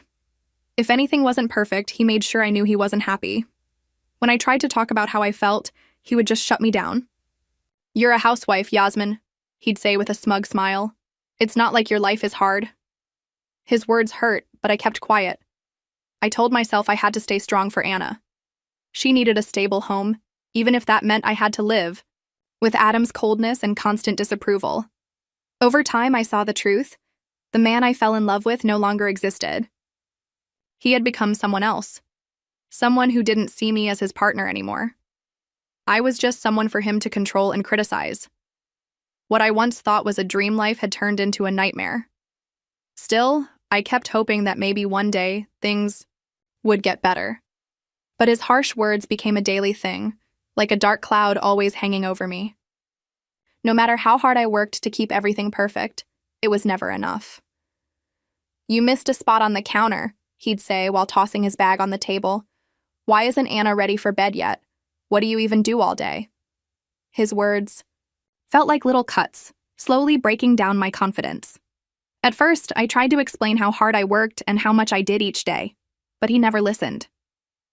"You're just making excuses, Yasmin," he'd reply. "You have one job, to take care of the house and our family. Why is that so hard?" Adam's constant job changes made things worse. Every time he came home saying he got fired or quit, he blamed others. His bosses were unfair. His coworkers were lazy. It was never his fault. And somehow, he always turned it around on me. "You're supposed to make life easier for me," he'd say. "But you're just one more problem." I often felt like I was raising two kids, Anna and Adam. I did everything I could to give Anna a happy, safe childhood, but Adam's mood swings made it hard. He would even criticize her, scolding her over little things like leaving her toys on the floor or being too loud. I tried to protect her. "Don't talk to her like that," I'd say firmly, but then he'd get angry at me. "Maybe if you taught her some discipline, I wouldn't have to," he'd snap. Over time, I stopped arguing with him. It only made things worse, and I was too tired to keep fighting. So I put all my energy into Anna, giving her love and trying to create some sense of peace in our home, even while I felt more and more broken inside. Adam, on the other hand, seemed to enjoy having control. The man I once looked up to had become someone I hardly knew, someone who made me feel small and invisible. Still, I stayed. I told myself it was for Anna. I held on to the hope that maybe one day things would change. One Saturday evening felt just like any other. I had finished grocery shopping and was thinking about everything I still had to do. Make dinner, check Anna's homework, and clean the kitchen. As I crossed the street with my shopping bags, I didn't see the car coming. Last thing I heard was the screech of tires and a loud horn. Then everything went black. When I woke up, I was in a hospital bed. My body ached all over. I couldn't move. Both of my legs were in casts, and even breathing hurt because of my broken ribs. A nurse stood beside me and explained I had been hit by a speeding car. My injuries were serious and it would take months to heal. During those first few days, I felt completely helpless. I couldn't even sit up or reach for a glass of water without help. My parents, Christine and Henry, became my support system. They came to visit me every day and took care of Anna while I recovered. While I was stuck in the hospital, my parents brought me food, told me Anna was doing well, and tried to cheer me up. Their support meant everything. But Adam was nowhere to be found. I thought he would come running as soon as he heard about the accident. Instead, there was nothing. No call. No visit, just silence. Days turned into weeks, and still he didn't show up. Every time the hospital door opened, I hoped it was him. But it never was. Then, in the second week, Adam finally walked in.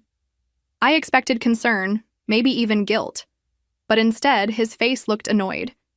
He stood at the end of my bed with his arms crossed and said the first words I'd heard from him since the accident. "Do you have any idea how much of a burden you've become?"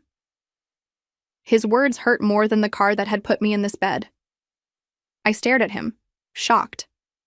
How could he say that? How could someone I had given so much to treat me like this? "What do you mean?" I asked, my voice shaking. He repeated himself in the same cold voice. "Do you have any idea how much of a burden you've become?" I tried to sit up, my body aching with every tiny movement. I looked at him, still in disbelief. "I didn't ask for this, Adam. I didn't choose to be hit by a car." He scoffed and stepped closer, towering over me like a judge handing out punishment. "You think that matters? You're just lying here, doing nothing. And now I have to deal with everything. I can't afford this, Yasmin. You need to figure it out." Tears filled my eyes. His words cut deep. "Figure it out? Adam, I can't even walk. What do you expect me to do?" His face turned hard. "Sell your jewelry," he said sharply. "You've got enough of it. I'm not wasting another dime on you." I froze, stunned by how cruel he was being. "You're serious?" I asked, barely able to get the words out. I whispered, "After everything I've done for you. This is how you treat me? You're my husband, Adam. You're supposed to support me." "Support you?" he shouted, his voice rising. "You're useless now, Yasmin. I'm the one carrying this family, and you can't even do your part anymore." The air in the room felt heavy. His anger was boiling over, and I couldn't stay quiet anymore. "I've always supported you, Adam," I said, trying to stay strong. "I gave up my career for you. I raised our daughter. I took care of our home while you kept switching jobs. And now, when I need your help the most, you call me useless?" His face twisted with rage. "You think you can talk back to me?" he yelled, slamming his fists down on the edge of the bed. "You don't get to make demands." I flinched. Before I could say anything else, he stepped forward and punched me in the stomach with both fists. The pain was sharp and deep, shooting through my already injured body. I gasped for air as the room spun around me. I clutched my stomach, struggling to breathe, when suddenly the hospital door flew open. A nurse and a security guard rushed in, their faces a mix of shock and urgency. "What's going on here?" the nurse asked, stepping between me and Adam. "She provoked me," Adam shouted, his fists still tight. "She's ruining my life!" The security guard didn't wait. "Sir, step back." "Now," he said firmly, grabbing Adam's arm. Adam tried to pull away, but the guard held on tighter. "You need to leave immediately." Adam turned to me one last time, his face full of anger. "You'll regret this, Yasmin," he hissed. "This isn't over." As the guard led him out of the room, I felt a mix of fear and relief. My body hurt. My heart was broken. But for the first time, I knew I couldn't stay quiet anymore. Adam had crossed the line. The nurse leaned over me, gently checking my injuries. "Are you okay?" she asked softly. Tears rolled down my cheeks as I nodded weakly. "Please," I whispered. "Just keep him away from me," I whispered. The days that followed were some of the hardest in my life. My parents, Christine and Henry, stepped in completely. They made sure I was never alone. They took care of everything, looking after Anna and speaking with the hospital staff about filing a report against Adam. Their constant support was my lifeline in the middle of the chaos. My body slowly started to heal, but the emotional pain was much deeper. Every time I closed my eyes, I saw Adam standing over me, fists clenched, full of rage. The memory of his attack played in my mind like a never-ending nightmare. Still, I knew I had to do something. Not just for me, but for Anna too. I started working with a lawyer named Rachel. She promised me that Adam would be held responsible for what he had done. "You've been through enough, Yasmin," she said firmly. "It's time to stand up for yourself." For the first time in years, I felt a small sense of hope. I wasn't just trying to survive anymore. I was getting ready to take back control of my life. Choosing to fight back wasn't easy, but I knew I had to. Adam's violent attack in the hospital made it clear I couldn't let him keep hurting or controlling me. I had to protect myself and my daughter. He needed to face the consequences of what he had done. With my parents by my side, I started gathering everything we needed for my case. Rachel, my lawyer, was smart and determined. She quickly became one of my biggest supporters. During our first meeting, she listened carefully as I told her about years of emotional abuse and the attack in the hospital. "You have a strong case." "Yasmin," Rachel said, "we have witnesses from the hospital and medical records that show what he did. We can prove it." Hearing those words gave me strength. I worked closely with Rachel to collect all the evidence, the nurses' statements, photos of my injuries, and reports taken right after the incident. My parents also helped by gathering documents that showed Adam's neglect and history of poor financial choices. Every piece of evidence showed the truth. Adam had spent years tearing me down. The legal process was long and difficult, but I refused to give up. Adam, on the other hand, tried to scare me from a distance. He left voicemails that went back and forth, sometimes fake apologies, other times quiet threats. "You're ruining my life," he said in one message. "If you think you can win, you're wrong." I didn't answer any of Adam's calls. Rachel, my lawyer, told me to stay quiet and let the truth speak for itself. "Don't give him the satisfaction of a reaction," she said. As the court date got closer, I focused all my energy on getting better. Physical therapy was painful, but every small step forward, standing up, walking a little, reminded me how strong I really was. Anna's laughter and my parents' steady support helped me through the tough days. I wasn't just preparing for a court case. I was taking my life back. For years, Adam had taken away my confidence and independence. But now, I was ready to show him and myself that I was stronger than he ever thought. The day of the hearing finally came. I felt nervous, but ready. I wore a simple outfit that made me feel calm and confident. Rachel walked beside me into the courtroom. My parents were sitting in the gallery, smiling at me with pride. Their support gave me strength. Anna, too young to understand what was happening, stayed at home with a trusted babysitter. Adam was already sitting at the defense table. He didn't look as sure of himself as he used to. His lawyer leaned in to whisper in his ear, but Adam's eyes kept darting toward me. The man who once tried to control me now looked small and unsure. Rachel started the case by clearly explaining what happened, beginning with the attack in the hospital. The nurse and the security guard both took the stand. They described the moment they stepped in to stop Adam during his outburst. Their words were strong and clear. They left no doubt about what happened. Then Rachel showed the medical records. They didn't just show my injuries from the car accident. They also showed the new bruises from Adam's attack. Photos of my injuries were shown in court, and I could feel the truth sinking in with everyone watching. Adam's lawyer tried to downplay everything.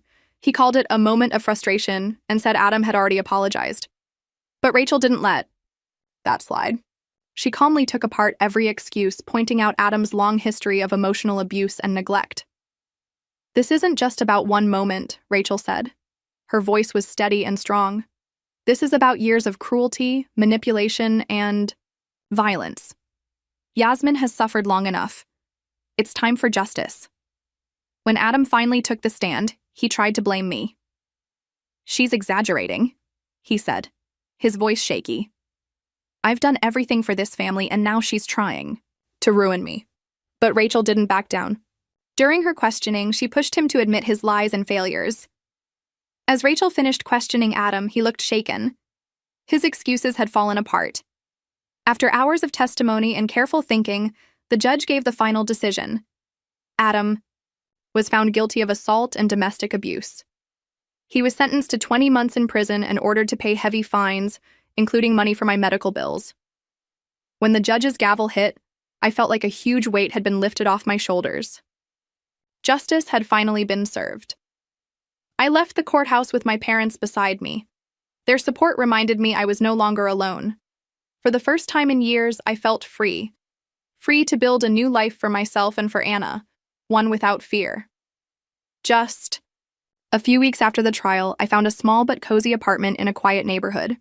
It wasn't big, but it was perfect for our new beginning.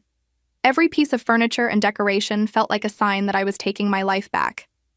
As we settled in, Anna's laughter filled the rooms, giving me new hope. I was determined to take care of her and give us a better future. One evening, while we were watching videos online together, an idea came to me. What if I shared my story? Not just the pain, but the strength it took to survive and move forward. With my parents' encouragement, I started a Twitter page. I posted videos about surviving an abusive marriage, standing up for myself in court, and rebuilding life from nothing. My goal wasn't just to talk about what happened, it was to give hope to others going through something similar. I spoke about staying strong, taking care of yourself, and finding joy in the small things.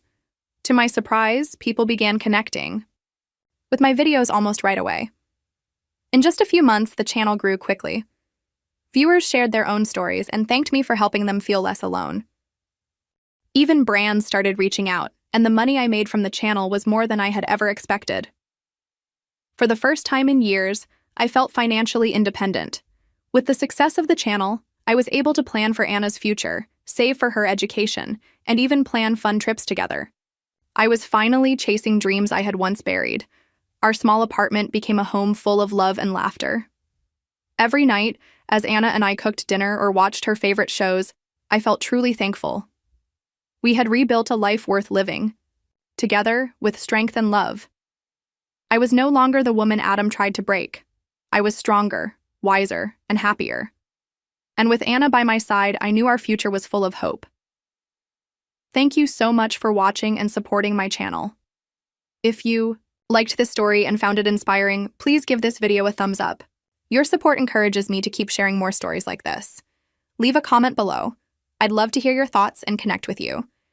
Have you been through something similar, or do you know someone who has? Let's talk about it. Don't forget to subscribe to my channel so you don't miss more stories, life lessons, and tips to get through tough times. Tap the bell icon to get a notification every time I post a new video. Your support means so much to me. Together, we can create a strong, hopeful, and positive community. Thank you for being part of this journey. See you in the next video.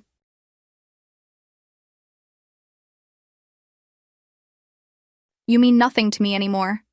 Never come back to this house again. Those cruel words from my father still ring in my ears. I remember the day clearly. I had just finished high school, full of hope for the future. But that hope was crushed when my father kicked me out of the house. My fiancé, Nicholas, who is now my husband, stood by my side. With tears in my eyes and a heavy heart, I walked away from the only home I had ever known. My name is Angela.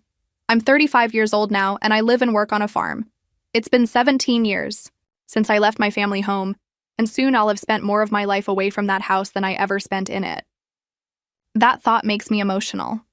So much has changed since those days, but the pain of being rejected by your own family never truly disappears. I grew up in the city. My father worked a high-paying office job, and my mother stayed at home to take care of the house and us kids. I had one older brother, just a year older than me, but our parents made it very clear that he was their favorite. He always got the best food, the nicest birthday presents, and the most attention. I, on the other hand, was treated like I didn't matter. My brother often looked down on me. He acted like he was better than me, and never missed a chance to make me feel small. I tried to get my parents to see how unfair it was, but they didn't listen. No matter how hard I tried to please them, it was never enough. I eventually stopped trying. The biggest change in my life came during my second year of high school. My brother was preparing for entrance exams to get into a top university, but his practice scores were bad.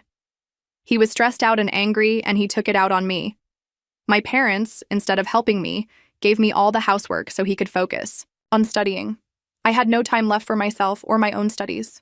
Even worse, when I did better in school than he did, they tried to make me look bad to make him feel better. One day, my teacher told me about a school trip to the countryside. We would stay on a farm, pick vegetables, cook meals, and enjoy nature. It was just a 3-night trip, but to me, it felt like a way out. I signed up, even though my father strongly disagreed.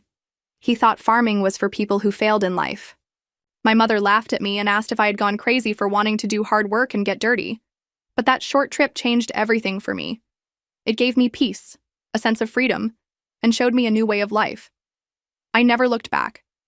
I went against my parents' wishes for the very first time in my life. They didn't want me to join the rural experience program, but I had made up my mind. I used the little pocket money I had saved to pay for the trip myself. Looking back, it was one of the best choices I ever made. At home, I always felt unloved and ignored. But on the farm, everything felt different. The clean, fresh air filled my lungs and gave me energy. The work was hard but satisfying. More than anything, I felt a deep sense of peace. For the first time, I felt what it was like to be part of a warm and caring family. The family who hosted me was kind and welcoming. Their oldest son, Nicholas, was the same age as my brother, just 1 year older than me. At first, I didn't know how to act around him. I was worried he might be arrogant, like my brother. But Nicholas turned out to be completely different. He was gentle and respectful, yet strong and dependable. He treated his parents kindly and treated me with the same kindness. Even though I only stayed for 2 days, leaving the farm was very hard. I cried when it was time to go, and Nicholas's mother cried too. She hugged me and said, "You are always welcome here." I promised I would come back. Since they didn't use their phones very often, I started writing letters to them. Soon, Nicholas began writing back, and our letters turned into a kind of diary we shared. Little by little, our friendship grew into love. We began a long-distance relationship. It was innocent and sweet. No hugs, no kisses, just words full of care and hope. While all this was happening, my brother failed to get into the top university he had aimed for. He ended up at a lower-ranked private college. Meanwhile, I was preparing for college myself. But instead of supporting me, my parents told me not to go. They said girls didn't need higher education. But deep down, I knew the truth. They were afraid I would do better than my brother and outshine him. Ever since my visit to the farm, I had dreamed of becoming a farmer. I knew I could start farming without a degree, but I wanted to do it differently, smarter, better, with new ideas. Nicholas had moved to the city to attend college and study farming in a modern way. Inspired by him, I set a goal for myself: to attend college and learn everything I could about agriculture. My parents and brother tried to stop me. They made life at home even harder. Still, I studied every day and never gave up. Finally, I passed the university entrance exam. When I told my father, he didn't congratulate me. Instead, he exploded in anger and asked, "Who gave you permission to do this?" But by then, I didn't need anyone's permission. I wanted to go to a better university than my brother. As a woman, that dream didn't sit well with my parents. My mother said they couldn't pay for my education because my brother needed the money. It broke my heart to hear that. We got into a huge argument, and after years of feeling unwanted, I decided to cut all ties with them. Nicholas, who is now my husband, came to pick me up that very day. His parents, who were always kind to me, welcomed me into their home. They believed in me and even helped pay for my college expenses. Thanks to their support, I studied hard and graduated after 2 years. Soon after, I married Nicholas. During those college years, I never once spoke to my parents or my brother. I had left that part of my life behind. But when it was time to get married, my in-laws gently asked if we could at least inform my parents. They thought it was the right thing to do. So, for the first time in 2 years, we planned a visit to my childhood home. It was the start of summer, a busy time for farmers. We had been working long hours under the sun, so our faces were tanned and our clothes a little worn. When we arrived at my old home, my heart was already nervous, but I didn't expect the welcome we received. My mother looked at us with disgust. In a mocking tone, she said, "No offense, but how old are you people? You must be really poor to be working in the sun like that." Her words were sharp and cold. I felt embarrassed, but I quietly begged her to stop. She ignored me. My brother sneered and made fun of us for doing farm work. I went pale from shame. My in-laws, who had arrived with smiles on their faces, looked shocked and hurt. Nicholas, standing tall beside me, spoke up. He said firmly, "With all due respect, we are proud to be farmers." My father laughed in a cruel way. He said, "Let's be clear. You were disowned at 17. You're a stranger to us now. You're marrying a poor man who sweats for a living. Don't ever come to us for money or help. We don't want anything to do with you." Even though I had already felt like they had abandoned me long ago, hearing it again hurt deeply. Still, I stayed polite and tried to keep things civil. My in-laws and Nicholas looked at me with sympathy, but it only made the pain harder to hide. On the way back home, I sat quietly in the car and cried. That was the moment I promised myself I would fully let go of my past. My real family was the one I had built with Nicholas. Now 17 years have gone by. I've healed. The pain has faded. I no longer carry the weight of that old sorrow. My heart is whole again. I had become a mother of 2, and my days were always busy, but they made me happy. Life was full of little tasks and moments with my children, and I felt content. Over time, I had almost forgotten about my parents and my brother. I didn't think about them much anymore. One day, I got a call from my cousin. We had always been close, and we still met from time to time, even after I got married. She told me that my brother was getting married. I was surprised because I hadn't heard anything about it before. At the wedding, my cousin said, "You might see them." I replied calmly, "Well, since we don't speak anymore, it makes sense that I wouldn't know about it." My cousin also told me that my parents, my brother, and his new wife were planning to move into a new duplex house. She said they might be moving right after the wedding. It seemed like everything in their lives was changing. She knew that my relationship with my parents had been broken for a long time. Still, she thought maybe they expected me to show up at big events like weddings or funerals. After I hung up the phone, something inside me stirred. Without thinking too much, I picked up my phone and dialed my mother's cell phone number. But an automatic voice answered. "This number is no longer in use."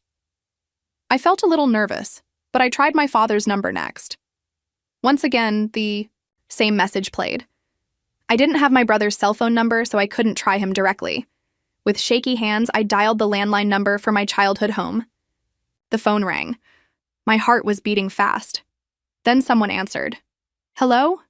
It was my brother's voice. "Brother, it's Angela," I said softly. I didn't know what else to say.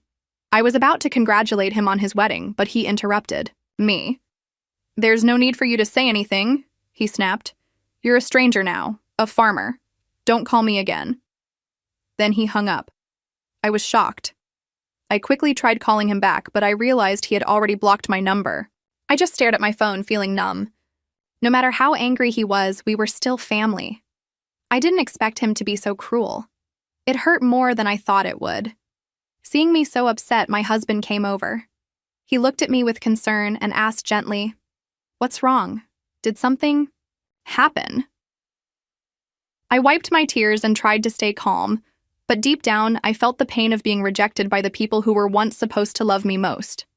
I couldn't hold back my tears any longer. When I told my husband and in-laws what my brother had said on the phone, they were just as angry as I was, maybe even more. They acted like it had happened to them too. "My dear, your home is here now. Your family is with us," my mother-in-law said gently, holding my hand. Her words touched my heart so deeply that I started crying again. In that moment, I wished she had been my real mother. She had shown me more love than my own mother ever did. My father-in-law tried to comfort me too. He smiled and said, "You're happy now, and that's all that matters. Don't let this hurt you. The one who stays strong and keeps smiling is the true winner." Then my husband joined in. He hugged me tight and said, "Let's learn from their mistakes and make sure we never become like that, even for the sake of our kids." I felt warm inside.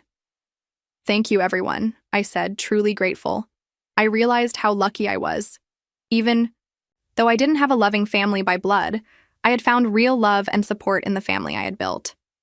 But things changed in a big way when my small business was featured on national television. My in-laws had always been hardworking farmers. They owned large grain fields in the Midwestern United States and also grew many kinds of fruits and vegetables. A lot of their produce was perfectly good, but couldn't be sold in stores because it didn't look perfect. I had studied food business in college and worked hard to find a way to make use of all the extra fruits and vegetables without wasting them. With support from the local farmers union, I started an online business. I sold homemade jams, juices, and pickles made from fruits and vegetables that had small flaws but were still healthy and delicious. The business took off quickly. Many mothers loved buying safe, homegrown food for their children. Older people liked the pickles because they reminded them of the past. I worked with other young women like me who had married into farming families and with people who didn't have jobs. Over time, the small business grew into something big, worth over $10 million. Then, one day, our story was shared on a national TV program. After that, the phones at the company didn't stop ringing. Orders poured in. My personal phone was ringing nonstop too. One call came from a number I didn't recognize. Without thinking much, I answered it. To my surprise, it was my brother. The same brother who had shouted at me and hung up years ago. It seemed he had seen the TV show. He didn't call to say sorry. Instead, he asked if he could borrow money to start his own business. I stayed calm and responded quickly and firmly. I said no to my brother's request for money. But he wouldn't give up. He shouted over the phone, telling me to stop arguing and just send him the money. He said that if someone like me, a woman, could start a business and make money, then he could definitely succeed too. I couldn't believe what I was hearing. This was the same brother who had once told me I was nothing but a stranger, just a farmer. Now he was begging for help. Instead of answering his demands, I asked him why no one had told me they moved. His answer surprised me. He said it was because of his wife. She was from the city and didn't want anything to do with me. Every time someone said my name, she got angry. From what he said, I could tell she was just like him, and like our parents. Cold and selfish. A few hours later, I got another call from an unknown number. This time it was my father. He didn't call to ask how I was. Instead, he yelled at me, asking why I, a woman, was running a business. He said I had stolen a man's job. I calmly told him that Nicholas, my husband, and my father-in-law were a big part of our farm and company. We all worked together. That was normal. He seemed a little unsure, but then he asked why I had never contacted them. I reminded him that he had disowned me years ago. After that, he hung up and blocked my number. Not long after, my phone rang. Again. This time, it was my mother. She said I was making $500 million a year and should send money to them. I explained that our business made that much in total sales, but most of it went to costs, like paying employees and buying supplies. There wasn't much left over for ourselves. She didn't believe me. She accused me of lying and kept asking for money without any shame. I had enough. I told her, even if I had extra money, I wouldn't send it to strangers. Then I hung up and blocked her number too. I thought that would be the end of it. I was wrong. A few days later, my parents, my brother, and his wife, whom I had never even met before, all showed up without warning at my in-laws' house. My father walked in and loudly said, "Surprise, Angela! We're canceling your disownment." It was clear they only came because they wanted money. Even my kind mother-in-law looked shocked and asked, "What on earth is wrong with you people?" The whole room was tense. My in-laws just stared at my parents without saying a word. Some of our employees had gathered nearby, watching the scene, with wide eyes. My brother then shouted, "We're your real family! We have the right to share your money!" His wife stood beside him, nodding like she agreed. I was shaking with anger. I didn't think so. Just because we share the same blood doesn't mean we have a real connection. You treated me like a stranger and left me behind when I needed you most. The pain of being rejected by my own family still hurt, and I felt tears welling up again. Just then, my husband Nicholas walked over and stood by my side. He said firmly, Angela is part of our family now. Even without your approval, we're happy. Please go home.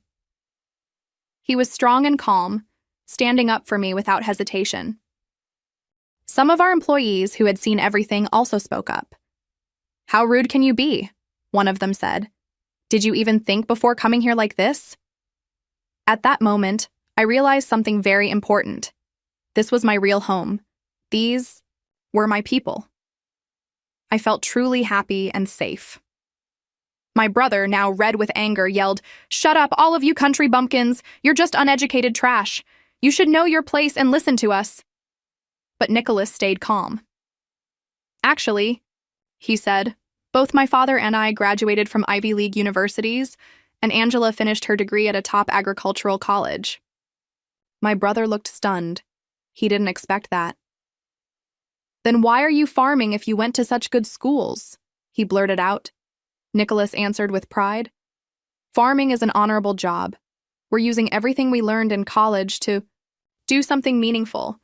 I couldn't help it. I laughed. The moment was tense, but it felt good to let it out.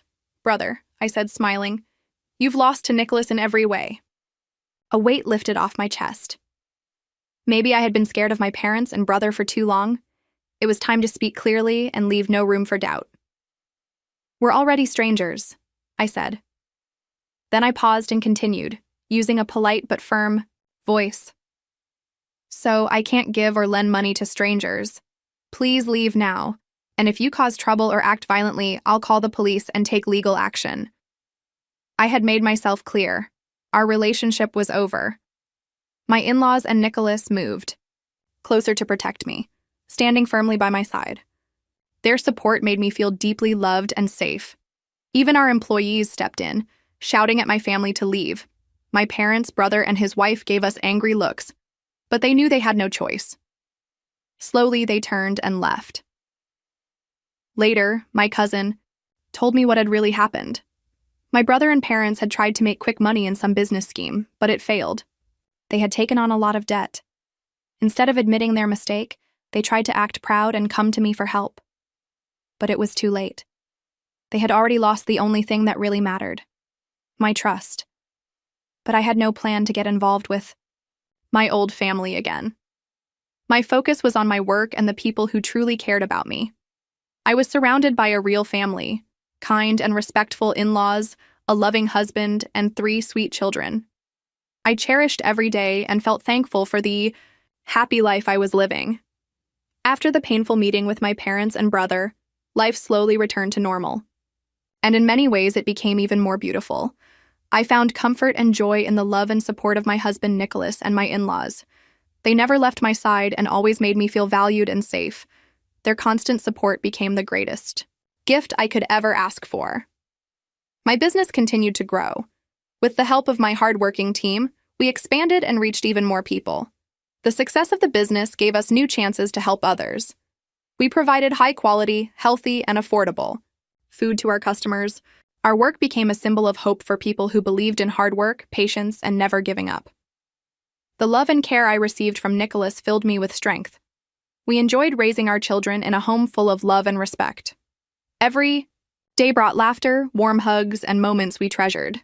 Our bond as a family became stronger with time, and our home was always filled with happiness. As the years passed, I also reconnected with some of my extended family.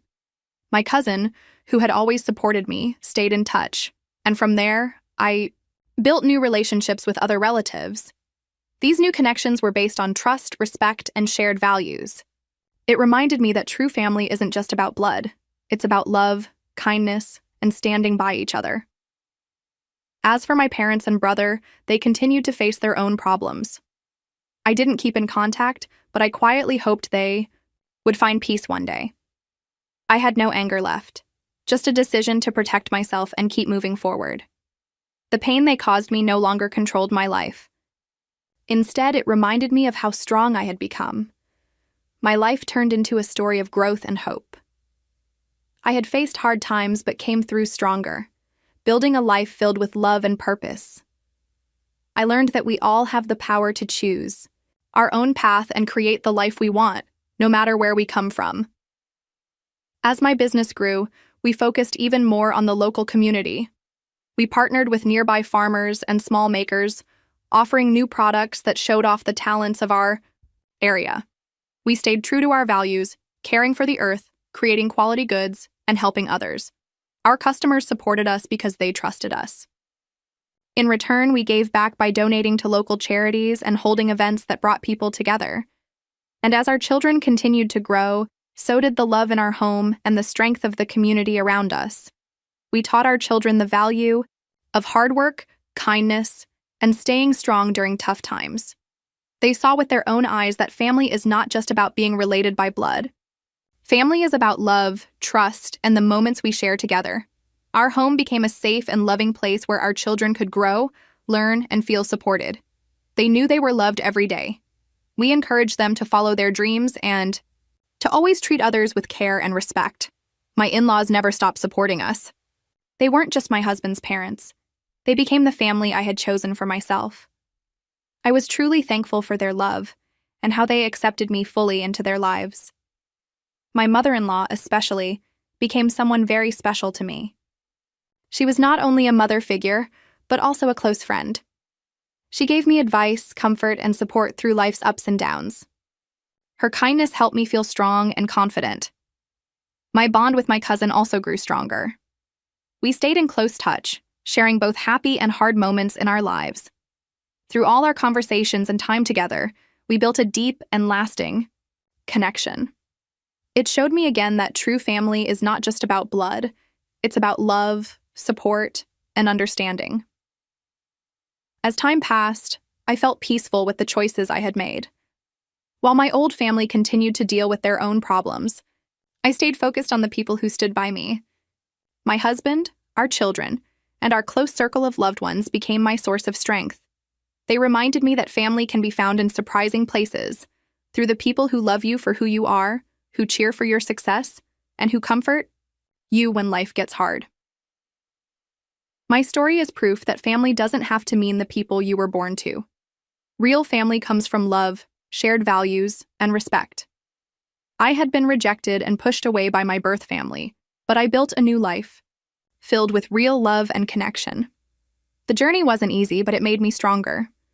I learned what really matters: kindness, loyalty, and the courage to move forward. I now fully understand what it means to be part of a true family, and I am grateful every day for the love that came to me in such unexpected and beautiful ways.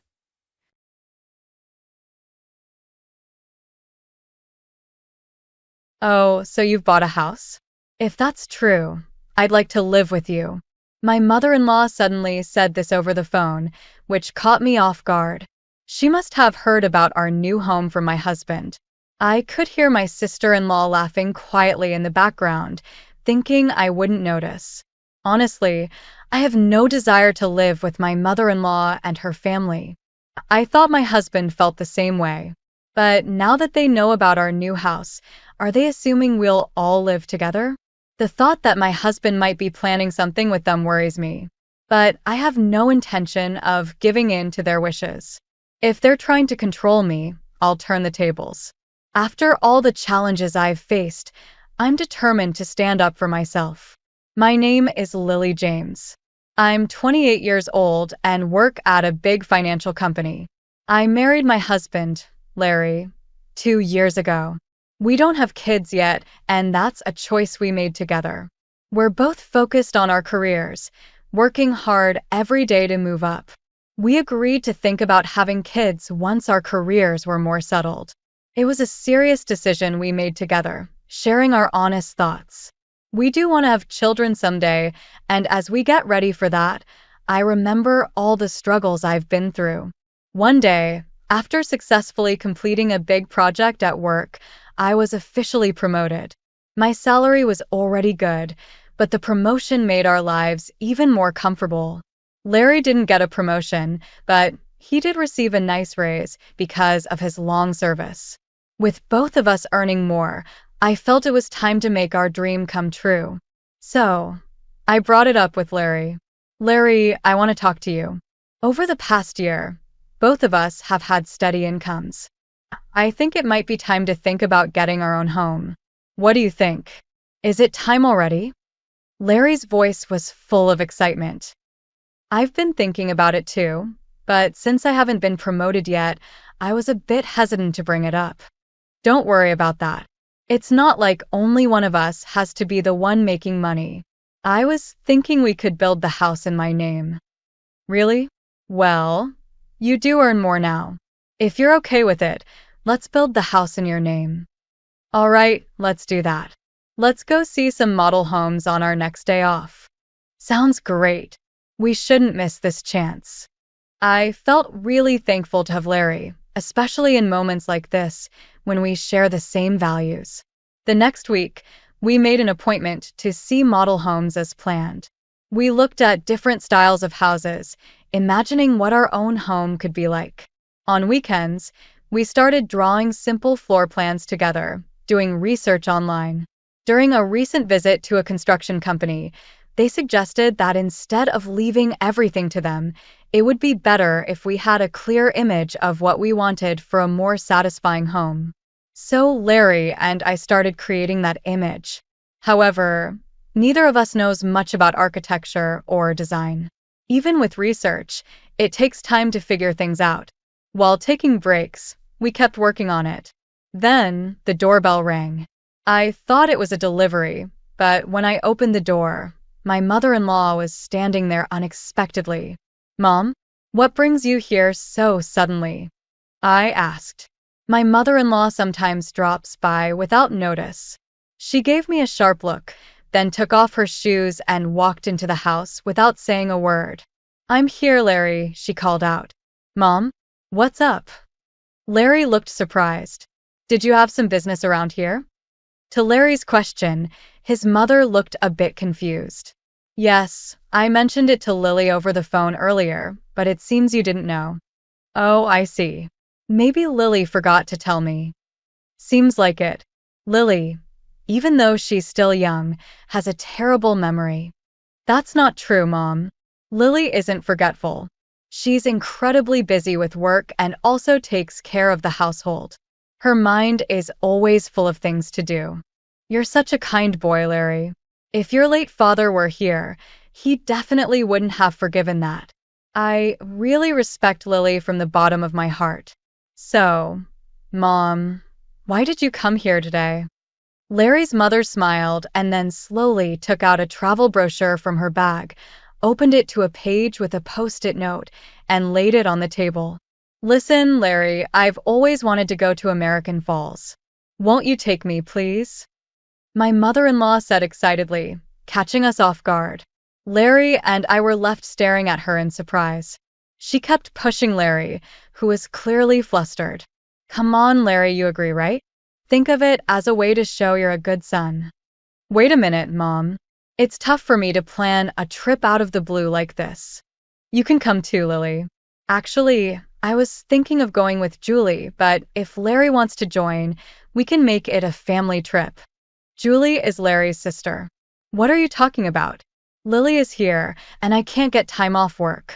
Plus, isn't it strange for me to pay for a trip for you and Julie? Not strange at all. Spending money on family is a wonderful thing, don't you think, Lily? She suddenly turned to me, expecting my agreement. Even though I was shaken, I calmly expressed my opinion. Using your own money for family isn't bad, but I think it's different when you impose it on others. What do you mean by that? Are you saying I'm trying to force Larry to pay for the trip? She snapped. I didn't mean it in a harsh way, but it sounded like you wanted us to cover the costs. Lily, that's terrible. I never intended that, but now you're making me out to be the bad guy in front of Larry. I'm so shocked. That's not what I meant. I tried to explain. I just answered honestly. Okay, no need for excuses. Lily, why are you so heartless? You must not like me, do you? My mother-in-law, visibly upset, glared at me with cold eyes. This always happens when she comes over. She finds some reason to ask for money, which she and Julie end up spending quickly. Spending money on family sounds nice, but what my mother-in-law does feels more like extortion. The situation is entirely different when Larry gives them money out of kindness. No matter that their family, I never really liked Larry's pushy mother and sister. According to Larry, they became this way after his father passed away. Larry's father died when he was in high school, and since then, they've lived as a trio. When his strict father was alive, he managed the finances. But after he passed, there was no one to stop them, and they even spent the life insurance money freely. Also, since Julie works part-time and doesn't earn much, their life is always financially strained. This is why she regularly visits our house, making excuses like life is tough or other similar reasons. I want to relax and travel somewhere, so I'll try to get money from Larry. Before marrying Larry, it seemed like he was always giving in to his mother's demands after his father passed away. He felt obligated to take care of her. But since marrying me, Larry has started to see their true nature. Even though they keep asking for money, he's been working hard to say no. That's a big step for Larry. He's also become more confident in standing up to his mother. When she says things like, "You don't like me, do you?" Or, "Why should I bother with an ungrateful daughter-in-law?" Larry now responds firmly. He tells her, "Just because you're my mother doesn't mean you can talk badly about Lily. She just answered your question honestly." "You're taking Lily's side?" his mom would ask. "What are you talking about?" "I think you're in the wrong here, Mom." "That's so unfair. Lily must have turned you against me. You used to be such a kind child before we got married." Larry stayed strong and said, "I'm telling you, that's not it. I'm saying this because it's how I feel." Larry's firm response shocked his mother, who wasn't used to him standing up to her. Frustrated, she bit her lower lip and said, "Fine," before leaving. After she left, Larry turned to me and said, "Lily, I'm sorry I always make you uncomfortable." "It's okay," I replied. "You stood up for us this time. Once we build our own home, we'll be farther away, and we won't have to interact with your mom as much." "Yeah, that would be a relief," Larry agreed. "If you're okay with it, I'm grateful." The place we're considering for our new home is quite far from our current apartment, making it more convenient for both our workplaces. Right now, our apartment is about 6 train stations away from Larry's family home, but the new house will be 2 times farther, and getting there would involve complex transfers. If we don't give them the address, they won't be able to find our new home. It's a good chance to create some distance from my mother-in-law. Later, we submitted our floor plan to the construction company, and they started building. 3 months later, our $850,000 dream home was completed. We managed to squeeze in some time from our busy schedules to pack for the move. A few days before moving, I got a call from my mother-in-law while I was busy packing. I put her on speaker and answered the phone. "Hello," I said. In an unusually high-pitched voice, she asked, "Lily, when are you moving? You bought a house, right? I want to live with you." She must have heard about our new home from Larry, and her sudden request left me speechless. I could hear Julie, my sister-in-law, chuckling in the background, saying, "That's great.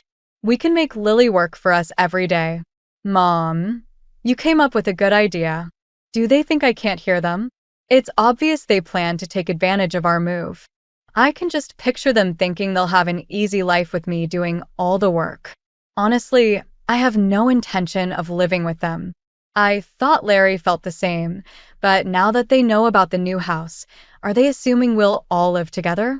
The idea that Larry might be in on this with them makes me a bit worried, but there's no way I'm letting them have their way.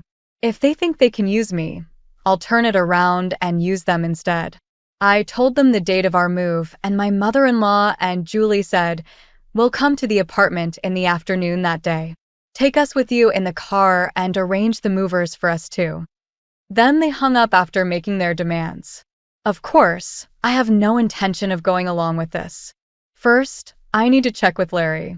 As I was about to talk to Larry, I realized he was already standing behind me. "Larry, you were there?" Yeah, I came to say we should take a break. Was that mom on the phone just now? Yes, I was going to talk to you about it. Why did you tell your mother about our new home? It's not like that. When mom came over last time, she saw the floor plan of our new house.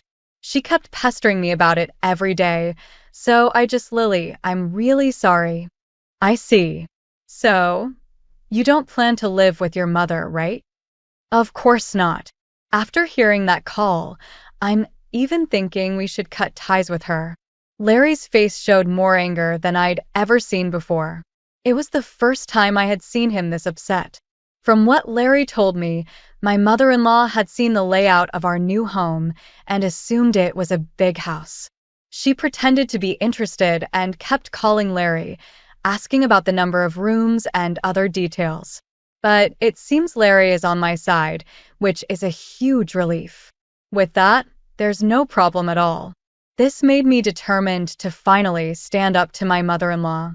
I've had enough of her trying to control everything, but that ends now. I'll make sure to handle this properly. Finally, the day of the move arrived. Larry and I had the movers come early in the morning to transport all our things. We then drove to our new home in our car. By the time we finished moving everything, it was already past 4 p.m. While taking a break, we checked our phones and saw dozens of missed calls from my mother-in-law. She called me too, Larry said, sounding tired. Just as he said that, my mother-in-law called again. I answered, putting the phone on speaker. Hello, Lily. Where are you? I told you I'd be at the apartment in the afternoon, didn't I? Yes, you did say that. So, what can I do for you? I replied calmly. What do you mean? What can I do for you? You didn't arrange for the movers. I've been waiting at home, and not a single truck has shown up. So, I had to go to your apartment myself. Is that so? Well, that's too bad. I responded coolly. But I didn't arrange for any movers. What? That's not the agreement. Where is your new house? She demanded. Do you really think I'd tell you that? I said clearly, hearing her gasp in disbelief. She probably thought that as long as Larry was involved, she could always get her way. But Larry is different now. He's on my side, determined to cut off the unhealthy ties with his family. Feeling the need to release all my pent-up emotions, I spoke firmly. Just so you know, neither Larry nor I have any intention of living with you two. From now on, please stay out of our lives. What are you saying? Your opinion doesn't matter. It's up to Larry to decide. At least tell me where the new house is right now, she insisted. Huh. And how exactly are you planning to get here without even knowing the address? This house is in my name, and I have the right to decide who lives here. If you two try to show up uninvited, it's trespassing, and I will not hesitate to take legal action, I stated firmly. Trespassing? How rude of you to say that about your husband's family, she snapped. At that point, Larry spoke up, his voice cold and firm. Family? My father, who is a true family member, is already gone, isn't he? What are you saying, Larry? She asked, sounding shocked. After hearing that last phone call, I'm done with both of you. Just being related to you by blood is embarrassing. From now on, my family is only Lily and me. I no longer consider you two as my family. Wait, Larry. Don't say such things, she pleaded. Don't bother us again. Got it, Larry said, hanging up without waiting for her reply.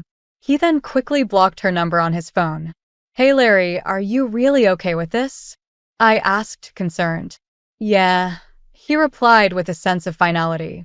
I finally realized that Mom was just using me for her own benefit. I feel completely relieved now. Larry truly looked refreshed, and I could see that he meant every word he said. That's how we, as a couple, finally managed to cut off the toxic ties with my mother-in-law and sister-in-law. Afterward, they had to drastically change their lifestyle since Larry stopped supporting them financially. Without any contact with Larry, they lost their safety net. My sister-in-law's part-time job wasn't enough to cover their expenses, and my mother-in-law, who had been a housewife for so long, had to start working part-time as well.